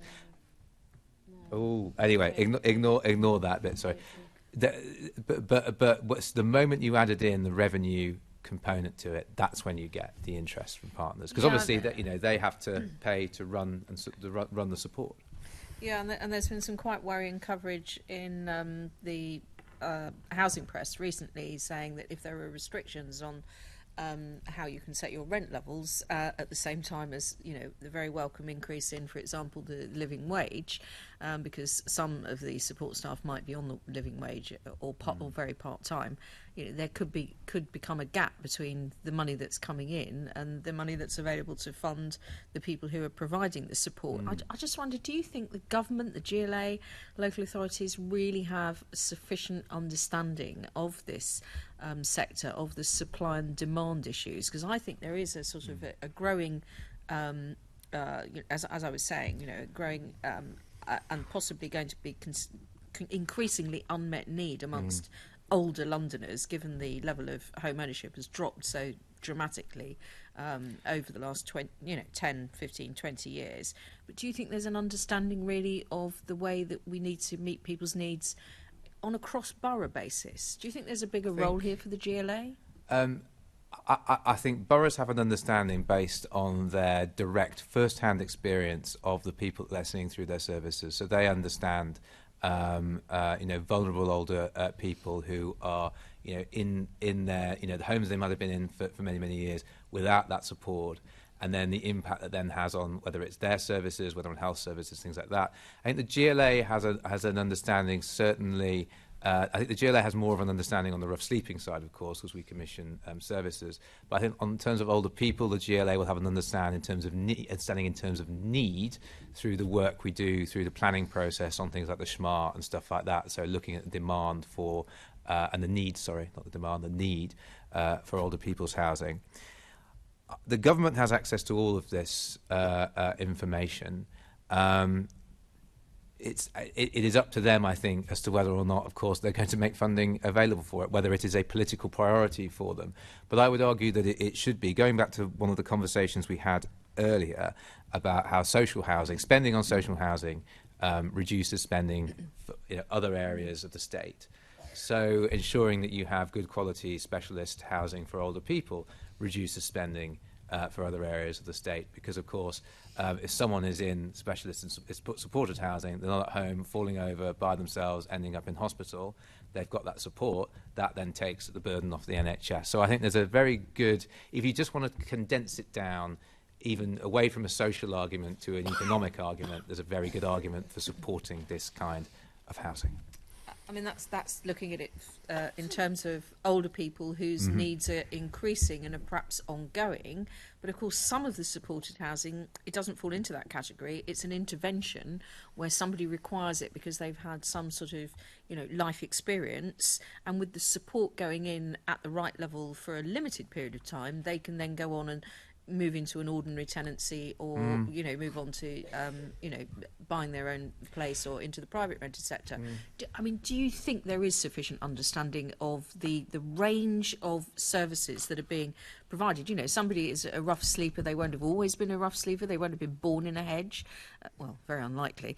And if you give them sufficient support, they don't have to remain as a rough sleeper for the whole of their life. Someone who goes through domestic abuse, absolutely, both cases, no fault of their own. There may be all sorts of life issues have been thrown at them, the right support, and then they move on and these things are behind them. Do you think there is sufficient understanding of the sort of, I don't like to call it chronic, but, ongoing support needs that perhaps grow, and that type of accommodation, but also all these other variants as well? I think you're so right the way you describe in particular just then rough sleepers, as if you say rough sleepers as if that's who they are and who they have always been and who they always will be. Of course, no, it's a moment in their life. Most people there's been something that's happened that has pushed them onto the street, and once they're onto the street, these things tend to build up because it's a terribly dangerous, unsafe and unhealthy place to be. I think we do have a good understanding in London, certainly, through the services that we commission on the rough sleeping side. And I want to highlight one in particular because I went to visit it a few months ago. We fund something called the Rough Sleeping Mental Health Pathway. It's absolutely fantastic. I went to meet them at the hospital in East London for a session. I met the sort of practitioners, doctors, support workers. I met with one person who had been on the streets, who'd been through it, who could not have been full of praise about it. But that was about addressing an individual need of somebody, treating somebody like they're an individual, not like they're a statistic or just part of a broad category. What are your individual? How did you get here? What are your individual needs? How do we get you off the streets into accommodation? And it takes intensive work, and that's the thing for a lot of people. Some people you can't. We have things like No Second Night Out, where you will often, people who happen to be on the street for a night will be picked up. They have relatively low or very low support needs and can be moved on. Other more entrenched rough sleepers who've been on the streets for a few years often require these big interventions. I think we have an understanding in London of what's needed. I don't think we have the funding in London for the intervention, the level of interventions that are necessary. I mean, have you actually had to use any of the affordable housing programme 16 to 22 to fund schemes that have then been able to meet these needs at all? Has that come into it? I know you've got a whole variety of different programmes, including the new SHAPS programme that we just referred to. This is another one I might pass over to Natalie for sort of chapter and verse. Obviously, we've got these other programmes we fund things through. There is nothing stopping us. So, for example, we can fund, I think, accommodation for rough sleepers. We can fund specialist accommodation through. In fact, we had a target in the 1623 programme, which we think met, to fund specialist support housing, and it is a very broad range. As I say, that's it's gypsy and traveller sites. It's rough sleeping accommodation. It's older persons accommodation. It's the full range. If you could let me have any figures. Do you have any examples off the top of your head, or? Off the top of my head, I'm slightly struggling because I think the way that I think about it with the AHP, and you've described it yourself, Leonie, is that what we're all working towards is for rough sleeping to be brief, rare, and non-recurrent. Yeah. And if we're working towards that, then the AHP is part of that pathway. And actually, I think one of the other things that we've agreed on in a previous committee is that if we don't prioritise social housing to get the waiting list down, the pathway stops pretty abruptly for some people for extended periods of time. So I think we have flexibility to work through the AHP where appropriate, and we have to use all the different funding sources sensibly to the best public outcome. And I think, in my view, the prioritisation that's about delivering the increase of supply through the affordable housing programme is the thing that gives rough sleepers a pathway. I can't think of, other than the fact that RSAP works through the AHP in certain ways. I'm struggling to think of an example that illustrates your point. But I think the point is we had a target within it, and it was and you met. have met it. And so in the next, I believe that's what it says here. And in the next, if you could let me have the figures, that would be great. And we could probably. Do we separate the figures out into specialists? Yes, we do. Yeah, great. Yeah. In fact, they might actually be published on the GLA website already. So, but if they're not, we can see what we can do. Yeah. And the same applies to the new AHP 2126. You have a target of 3,500 supported homes, and funding for 325 of them has already been allocated. Do you think you're going to manage to create a new 3,500 supported homes? Because, the point that I just made and the point that you're making so eloquently as well, Deputy Mayor, it's the funding for the staff to come in and provide that sort of targeted support, because otherwise these aren't sticky labels that people wear for a short period of time of rough sleeper or whatever it is. It's really hard work. And how is it funded? So it's 5 to 10%. And Okay. it is in there. It is a target, but I think the government recognise how challenging it will be for us to do that without the presence, as I say, of revenue funding. What we're doing is a piece of work is going on at the moment within the GLA, within Housing and Land, looking at specifically specialist and supported housing in its broadest, I think in its broadest way, and the ways that we can try and get partners to bring them in and to do it, because this is going to take, I think, this is not just going to be a case of bids. Let's have the bids come in. This is, I think, going to be a more intensive piece of work for us to do to sort of bring the horse to water, as it were, in the absence of that kind of revenue support. Yes, because local authorities' funding is under severe strain as well, given the reductions. And if you look at most local authorities, they've reduced the discretionary expenditure because of the reduction in their grant. And so now a very large slice of what they're spending their money on is adult social care and children's services, because those are statutory services that they can't cut. But the idea that there's funding from local authorities that's going to flow towards whoever might be running the properties, whether that might be the Richmond Housing Partnership or whether it's one of the G15, it's for the birds, isn't it? I mean, there's just not the money there really to support the kind of work, the intensive work that needs to be done, which does seem foolhardy, because if it's put in at the right time, it can be so time limited and preventative in the way that you were describing in terms of impact on the health service, which of course is equally under strain. Exactly. I mean, the early intervention is the name of the game, and if you get in early and you do the preventative work, you're going to save money further down the line. It's why, through the work we're doing through the rough sleeping, the Life Off the Streets executive group, which is co-chaired by myself and Darren Rodwell, we're trying to move upstream into more prevention. But it is difficult with the levers that you have, I guess, in local government in London, because there are big elements of prevention, for example, which relate to welfare, which is something that we don't have sort of any kind of levers over.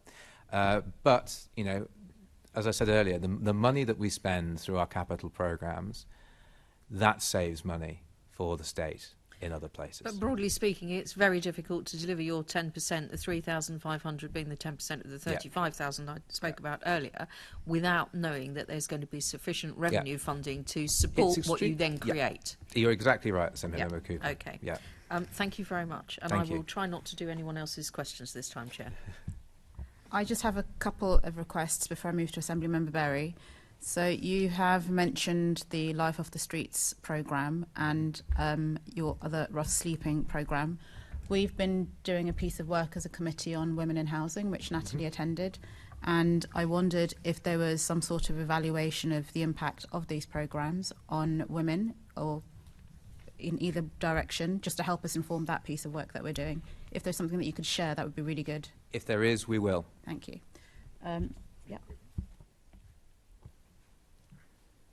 According to as was alluded to earlier, that your supposed internal target is 3,500 supported homes. Why was that target set when it was unachievable? This is something that DLUC said that they wanted when the programme was designed. We went out to the market, as it were, for bids, and because of the lack of revenue support, we did not get the sort of level of bids that we would hope. And that's going back to what I was saying to Assembly Member Cooper earlier, is why we think we need to do a bit more intensive work with partners to try and lead the horse to water. So do you have a new target? It's actually 5 to 10%, not 10%. There is a range. Nat, you seem keen to come in here. I was just sorry. leaning. Sorry. The target was adjusted, by DLUC in by recognition of the challenges that are particular to delivering some of this much needed accommodation in London. Thank you very much. Assembly Member Berry. Thank you very much. So just quickly, because I know we've been asking about this in written questions as well, what data do you now hold on the accessibility of affordable homes built under your grant programmes? I know we've asked about this before, and you've said that you can get overall stock data on accessible homes, but not separate reporting for what's built using grant, and that seems a bit odd to me. That's my understanding, and that's nodding. This is all reported, of course, through the London Plan monitoring report. But yes, you're right, Assembly Member Barry. That wouldn't draw out whether or not the homes were funded through the GLA or not. But what I would say is, when it comes to affordable housing, the vast majority of affordable housing in London. I mean, I was looking at the figures the other day. Since the start of the programme, the number of homes annually, the affordable homes that have been delivered that are not funded by the GLA, range from 48 up to about 1,500 a year. So, I understand the point you're making, but I do think you can probably get a pretty good idea from the AMR reporting on this. Okay, I mean that is something that we could do. It would be very useful to see that reported by you. Am I right that the new planning data hub is going to be attaching grant funded or not flags to schemes? Because then we can look at the planning categories for them and do all sorts of comparisons. I think it would be great if it did. I don't know off the top of my head. We're working with Peter Kemp's team to see what's possible within their data management, because we'd certainly like to aspire to that. It's looking challenging for various boring data reasons that I'm trying to work through, but we will update you on it as we work through that. It would be great to get. We have discussed this before, but and it would be really good to get an update on that. Under the new regime for reporting to DLUC under the 2021 to 26 programme, are you being asked to report on levels of accessibility alongside? That looks like a no. No. You're not? Okay, No. that's interesting to know. No. Thank you. Okay, thank you. We now go to Assembly Member Baker, who's joining us remotely. Hi everyone, and thanks for letting me join remotely this morning, and hello to the panel. I've got a couple of questions. Firstly, about council homes. I think this question is to everyone, but I think it's probably to the Deputy Mayor. Initially, the Mayor has started over 13,000 council homes since 2018. However, policies such as right to buy and demolitions have contributed to an overall loss of council homes in London. What do you think the Mayor could do more of to increase the stock of council homes in London? Thank you very much, Assembly Member Baker. Yes, I'm very proud of the fact that last year more new council homes were started in London than in any year since the 1970s, and indeed more than in the rest of the country combined. Although on the one hand I celebrate that, on the other hand I think the rest of the country needs to be building more as well. And recently I was presenting the GLA Design Award at the Housing Design Awards, and from memory I believe 11 out of the 24 schemes were nominated were council schemes, which I think just shows how things have moved on, and that's down a huge amount down to a huge amount of effort by London's local authorities to get themselves building again, but also in a policy context of a mayor who is supporting them with higher grant rates and with schemes like the Home Building Capacity Fund and the newly launched Land for Council Homes Revenue Fund. I always slightly slip over that. But yes, you're right to identify that we're still losing council homes to the right to buy, although the number has been dropping significantly and is well below the sort of peaks of where that was in the sort of 80s, 90s and 2000s. So the number is going down. But I was, and this is not a London example, but I was quite a little bit deflated to see that. Do you recall that Sterling prize-winning council development in Norwich? They just had their first application for right to buy, and I do think it's a shame, because I would hope that the new council housing that we are building could be protected because of, as we've been discussing, that really big public investment that has gone into delivering it, and the pride with which these councils take delivering these really well-designed new council homes.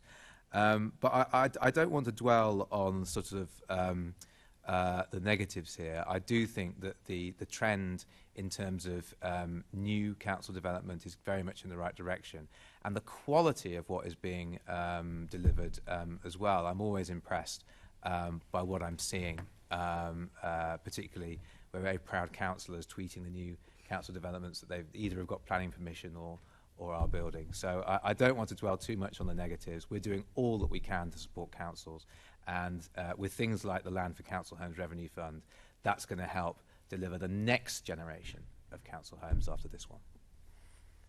Okay, thanks for that, and thank you for not dwelling on the negatives. Unfortunately, the question was about the negatives, which was, what more could the mayor do to increase the stock of council homes in London? Yeah.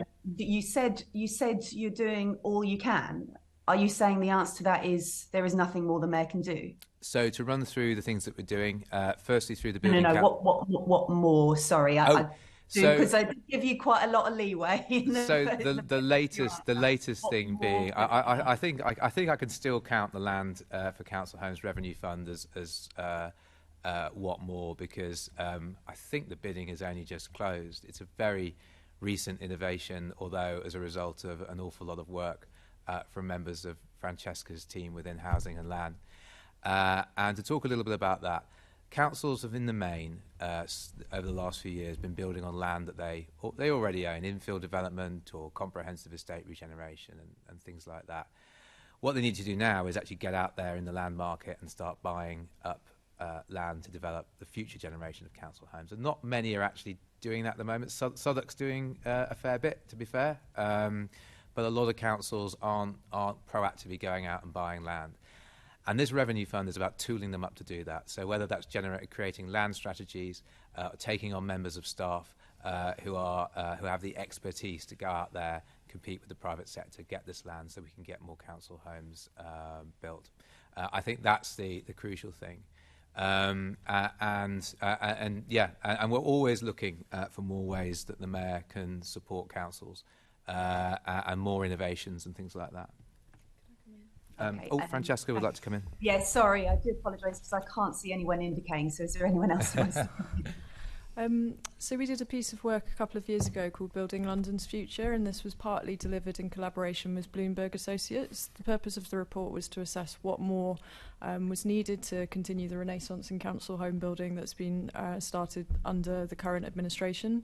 There are kind of three categories of intervention there: land, and part of the recommendations there are related to this type of interventions that Tom has just described through the Land for Council Homes revenue funding programme. Funding, which kind of mainly focused on some of the reforms we felt were needed for right to buy, and then skills and capacity. So I think we know that councils have started building from a bit of a standing start. There's a very competitive market for some of the skills that are needed in development, including like competing for project managers. And I think in there was a range of interventions proposed that would help us to kind of basically help councils to grow their own in terms of the skills and capacity that's needed to really step up. I think that report is still relevant and should be seen as a bit of a blueprint for some of the things that we think could really have a transformative difference. And to pick out just one thing that is sort of in progress and building momentum, we secured a mayoral decision earlier this year for some work with both Future of London and London councils, which will help to continue growing the skills and capacity of councils' housing teams so that they can deliver. So I think that probably does perhaps answer your question in terms of some of the unfinished business that we think should have a beneficial impact for supporting council delivery and reversing the loss of council housing stock in London. Thanks, that's really helpful. I've got another question which is related to social rents. The government, as we know, proposed capping social rent increases to 5%. I think that's still live. Who knows at this stage? But DLUC have estimated that will mean there'll be 1.3 billion less for social landlords next year. Without additional government funding to address this shortfall, because of course the cost of living is very real, and social rents, capping social rents could be beneficial if it doesn't then lead on to all sorts of terrible knock-on effects. What impact do we think that will have on the operation and expansion of social housing in London?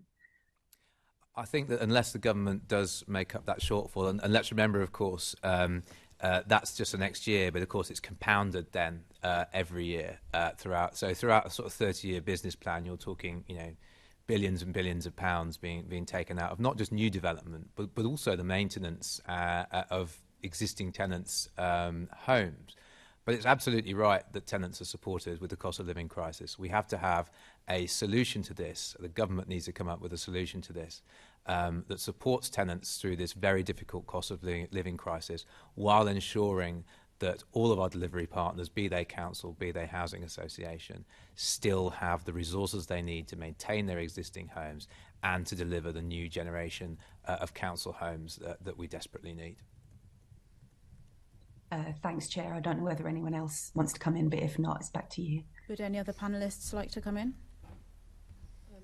I think the only thing I'd want to add in terms of impacts, I think it's something that all of us who are interested or who are invested in the sector should consider, is about the long-term impacts in terms of quantum and quality, because one of the arguments that I know the G15 and London councils would make is that because the hit on their finances is medium and long term, because as Leonie said, they do make long-term business plans, it means that where they've got to control discretionary spend, they are likely to have to reduce their own internal capacity. And I would certainly advocate for, as the 21-26 programme does, a continued improvement in quality as well as quantum, and we need to move in that direction. But there is collateral damage potentially that's about the capacity and capability of our delivery partners to maintain the upward trend in standards that we're currently seeing, as Tom referenced the design awards, while their capacity is reduced. And I think it's just really easy for us to focus on quantum, but I'm really committed to us all trying to work out how to get through the quality part of the problem that might cause. Absolutely, and given what we've seen recently in terms of some of the management and standard stuff, quality is crucial. Thank you. Assembly Member Baker, back to you. Sorry, I'm just checking. Oh, right. Okay. Beg your pardon. I'm doing one and then it's going back to Sian. Yes, apologies. So I'm moving on to, it's quite difficult not being in the room and seeing all the things that go past. We're moving on to key workers. And again, this question's open. It may well be to the Deputy Mayor first. What's been the uptake of local authorities and housing providers using the Mayor's new list of key workers for their allocation policies for intermediate homes? So at this stage, when that list was launched, we were encouraging partners to prioritise their intermediate housing, so shared ownership, London Living Rent for key workers. There is going to be forthcoming London Plan guidance, which is going to formalise this. I'm going to ask Francesca, actually, do you know when that's going to be consulted upon, the London Plan guidance? So I know that officers are working on it in the coming months.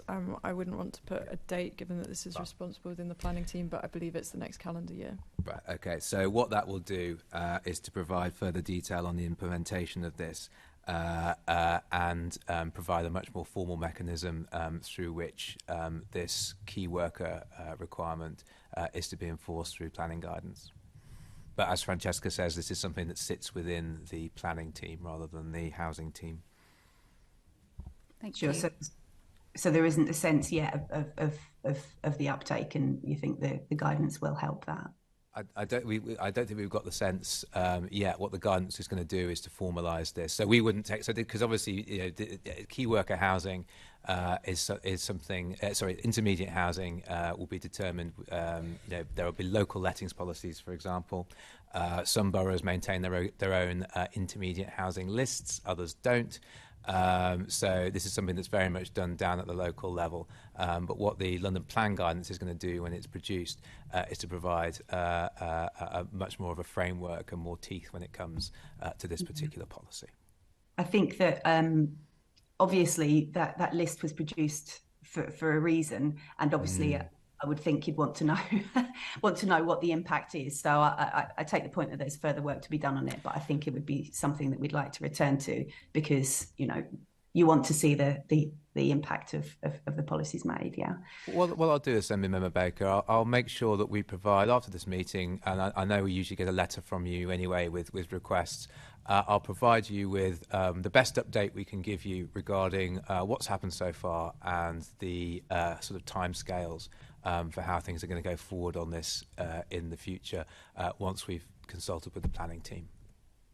Thanks very much. And now I think it is back to the chair. Yes.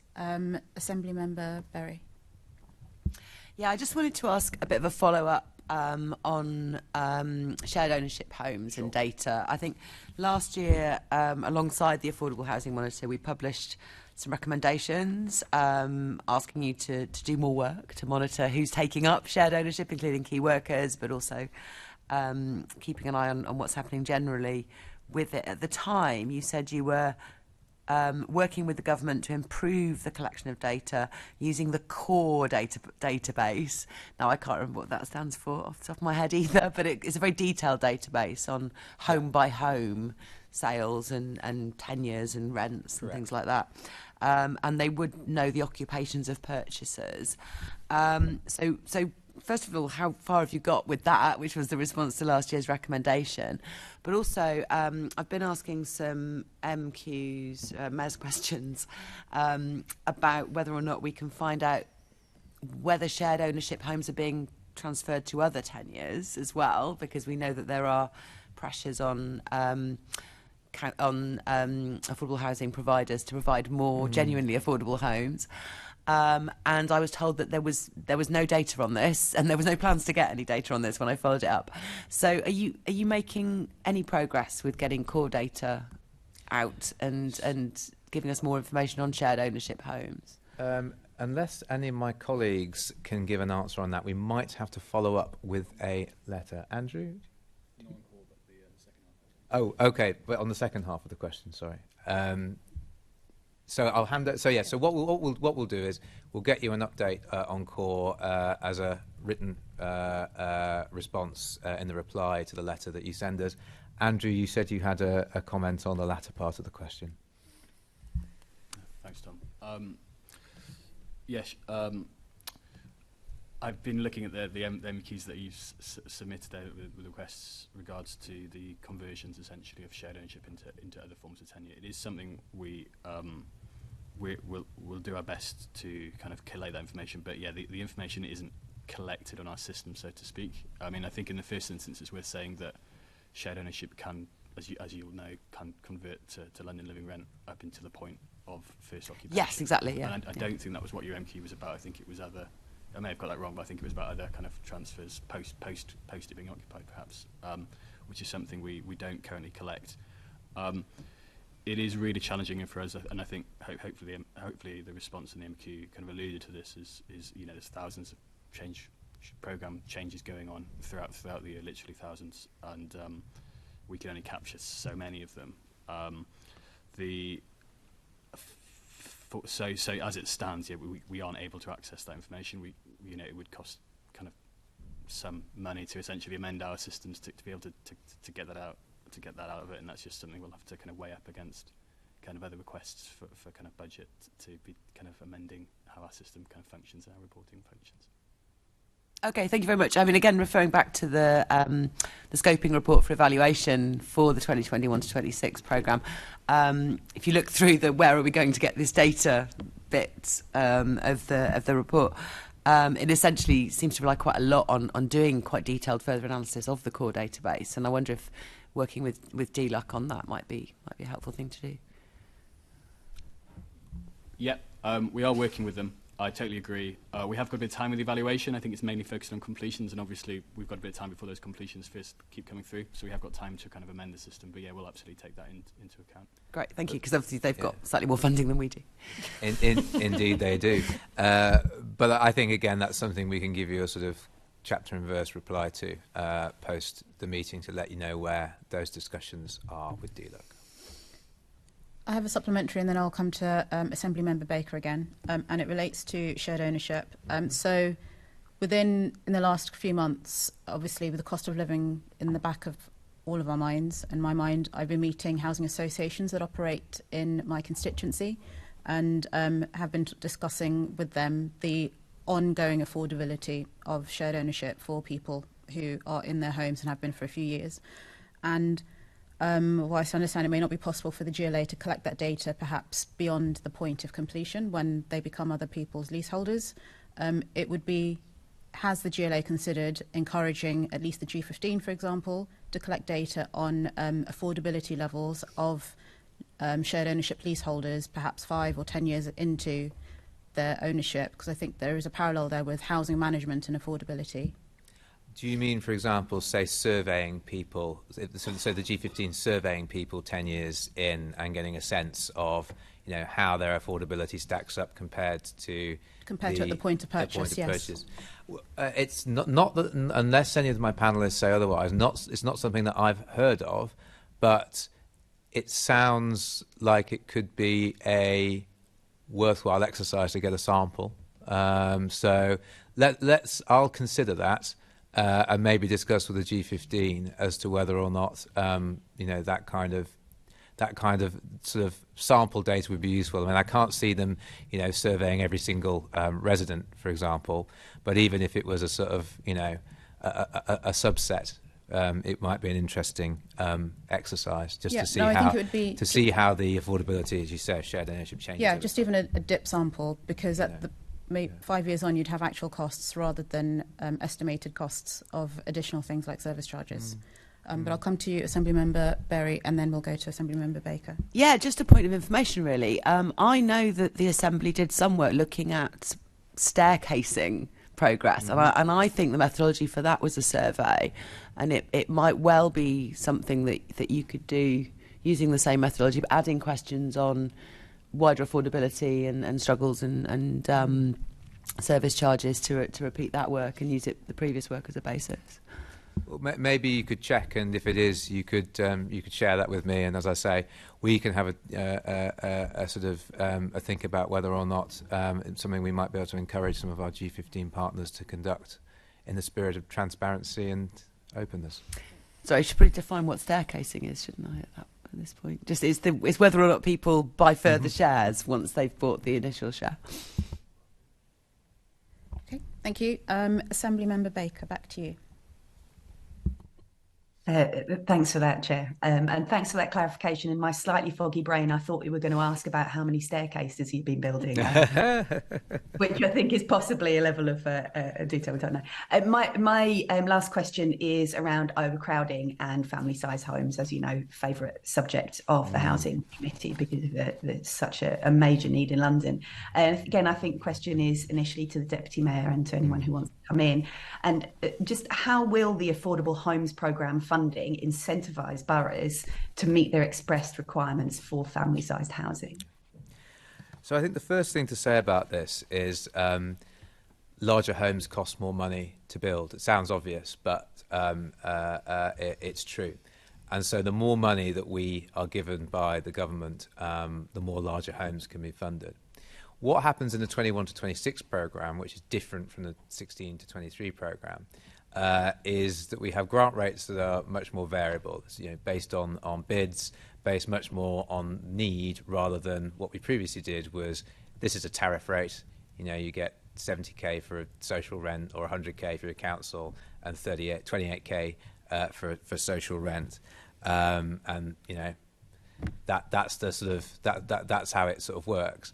In the newer in the 21 to 26 programme, we've got more negotiated rates, and that I hope is going to mean that we end up with more family-sized housing. But the truth of the matter is that if we're going to deliver significantly more numbers of family-sized homes, we're going to need more money. What I would say is, just looking at the data from the London Plan annual monitoring report, the proportion of new social rent homes completed each year that are family-sized, so 3-bed or more, has increased from 34% in 2015-16 to 41% in 2018-19. Unfortunately, we don't have any more recent data from the AMR from that yet, but we will do in the future. Spring 2023, I think, is the target date for the next AMR. Is there any additional information anyone would like to come in with? We don't. Okay. We have shakes of heads from here. Thanks, Assembly member Boff. You said that you hope that the new fund will provide for more opportunities for family homes, but it doesn't actually answer, will you incentivise them? Will you incentivise the building of family-sized homes? Because there are none at the moment. No incentives. Oh, sorry. I thought you meant no family-sized homes. No incentives at the moment. I think the incentive is the ability to get a higher grant rate than you would have been able to under the 16 to 23 programme. That's the incentive. And you as a committee will get a clearer idea of exactly how that's working, because we are going to be collecting bedroom size data, I believe. Bedroom number data. Bedroom number data. Yeah. Sorry, sorry, not bedroom size data. Yeah, bedroom number data. Sorry, I didn't mean to shock my colleagues there by insisting that we collect something else. But yes, bedroom numbers. Bedroom numbers, and so the boroughs, if they pitch for a larger scheme, will get larger homes, more bedroom homes. So they will get a larger amount of money. So they can bid for a larger amount of money overall per home for their scheme, which will mean that they can deliver more. Should mean that they'll be able to deliver more family-sized homes. What I would say about boroughs, and this is a bit anecdotal, I'm afraid, but looking at the applications, the planning applications that I see coming through from boroughs, they are very, very often weighted towards family-sized homes, because boroughs are incentivised through their own needs to build family-sized homes. Absolutely. They're building 3 beds and 4 beds. So on the state regeneration schemes, for example, you might look and see, there's only been an uplift of a few units, but if you look at the floor space, if you look at habitable rooms, it goes up massively, because boroughs are replacing 1-bedroom homes with 3 and 4-bedroom homes, because they are incentivised through their own waiting lists to do that. Well, I certainly think we established the disparity between what the mayor thinks is the right number of homes, right number of family homes to build, and what boroughs think is the right number of family homes. We established that many years ago on this committee. I think you might have been on it when we did it. Thank you. So I'm going to just merge my last few questions. Mm-hmm. How are you? You've talked a little bit about the incentives for boroughs who have their own understanding of their local need to build more homes, more larger units as they see fit. But how are you ensuring that the right number of homes, or homes, are being built full stop in, for example, high value areas, as well as the lower value areas, either within boroughs or just across London? And I don't know if that's a programme point, but perhaps Inner London might have smaller units or fewer units being built, as opposed to kind of moving a little bit outside of Zone 3 or to the edges of Zone 3 and outwards. So I guess your question is about distribution of where our homes go around London. I mean, the first thing to say is I guess we are, to a large extent, sort of market-led, as it were. We go out for bidding, partners bid, and they come back. I think one of the big advantages of having now a large council-supported development programme, which funds pretty much every council in London now, even one of the councils that got rid of its HRA, Bromley, in the 1990s, is building council homes again because they recognise it's not just in the interest of the people, it's in their own interest to do it because they need to house people. Having councils building again is a great way of, I was going to say levelling up delivery across London, because it means that you're going to get delivery from pretty much every borough across the whole of our city. I think it's inevitable probably you're going to see larger amounts of development in certain boroughs for various reasons, not least where the land is. Also, local appetite. So, you know, there is often less appetite in certain outer London boroughs to have development there than perhaps there is in inner London boroughs. So I think there's a range of factors that go on. Obviously, we want to see affordable housing development take place across the city. I don't think there's a single borough in London that doesn't need a lot more affordable housing. I think the practicalities range very widely across the city. And in the London plan, it does outline what boroughs' targets are, and I'm just wondering how you're updating where the need is and how you are assessing whether those targets go up or down under the AHP. I was just going to say, I think that's more a question for planning than it is for housing. I'm sorry. I thought I'd try. Never mind. So my final question then is just your reflections on the possible impact of the government's proposed changes to Section 106 and SIL on the delivery of AHPs. Take a deep breath. I'm deeply, deeply concerned about the impact of the infrastructure levy. I think I talked about this last time I was here. Section 106 nationally, by the way, Section 106 is far from perfect, but Section 106 nationally delivers about half of the homes that are built every year. By switching to an infrastructure levy, we're doing something that has tried and either failed or been abandoned several times in the past. The last time was actually in 2008 when the Labour government then introduced SIL. They were going to roll affordable housing into SIL. When they looked at it, they decided that's just not going to work, and that's why they kept Section 106 for affordable housing. I don't know how it's going to work on a practical level. Even though it's not going to be a sort of flat national rate, trying to apply an infrastructure levy across, not even just across a whole borough, but you might have two sites on the opposite side of the road, and you know one of them is very easy to develop, and the other has significant viability constraints. And trying to say a flat tax across that, you're either going to set it at a rate which doesn't achieve enough affordable, which will achieve affordable housing on one, but which will render the other completely unviable. Or it just seems to me to be something that is setting us up for losing affordable housing delivery rather than gaining affordable housing delivery. Okay. And is there any work to look at any opportunity cost if those, as and when they decide what levels that might be, what might be lost to any future programmes? I don't have an answer to that question, I don't think. Sorry, sorry, Chair. Okay, no worries. I mean, as and when you have that sort of measure, it'd be really helpful for us to understand. I mean, this is something that planning colleagues are looking very, very closely at, very, very closely. So I imagine that Jules and planning team can give you real chapter and verse on this. Yeah. All right. We had quite a session, Chair, last time in planning concerning this, at which there was some division of opinion as to whether or not the infrastructure level was a good idea. I think we're simply looking at how many homes we can get. Myself, but still. Okay. Thank you very much, and thank you, guests. I'm pleased to say we're 3 minutes under, so just have some final comments. I want to thank you for your contributions today, and can we note the report and today's discussion? Can we also delegate authority to me as chair in consultation with party group lead members to agree any outputs from the discussion? Agreed.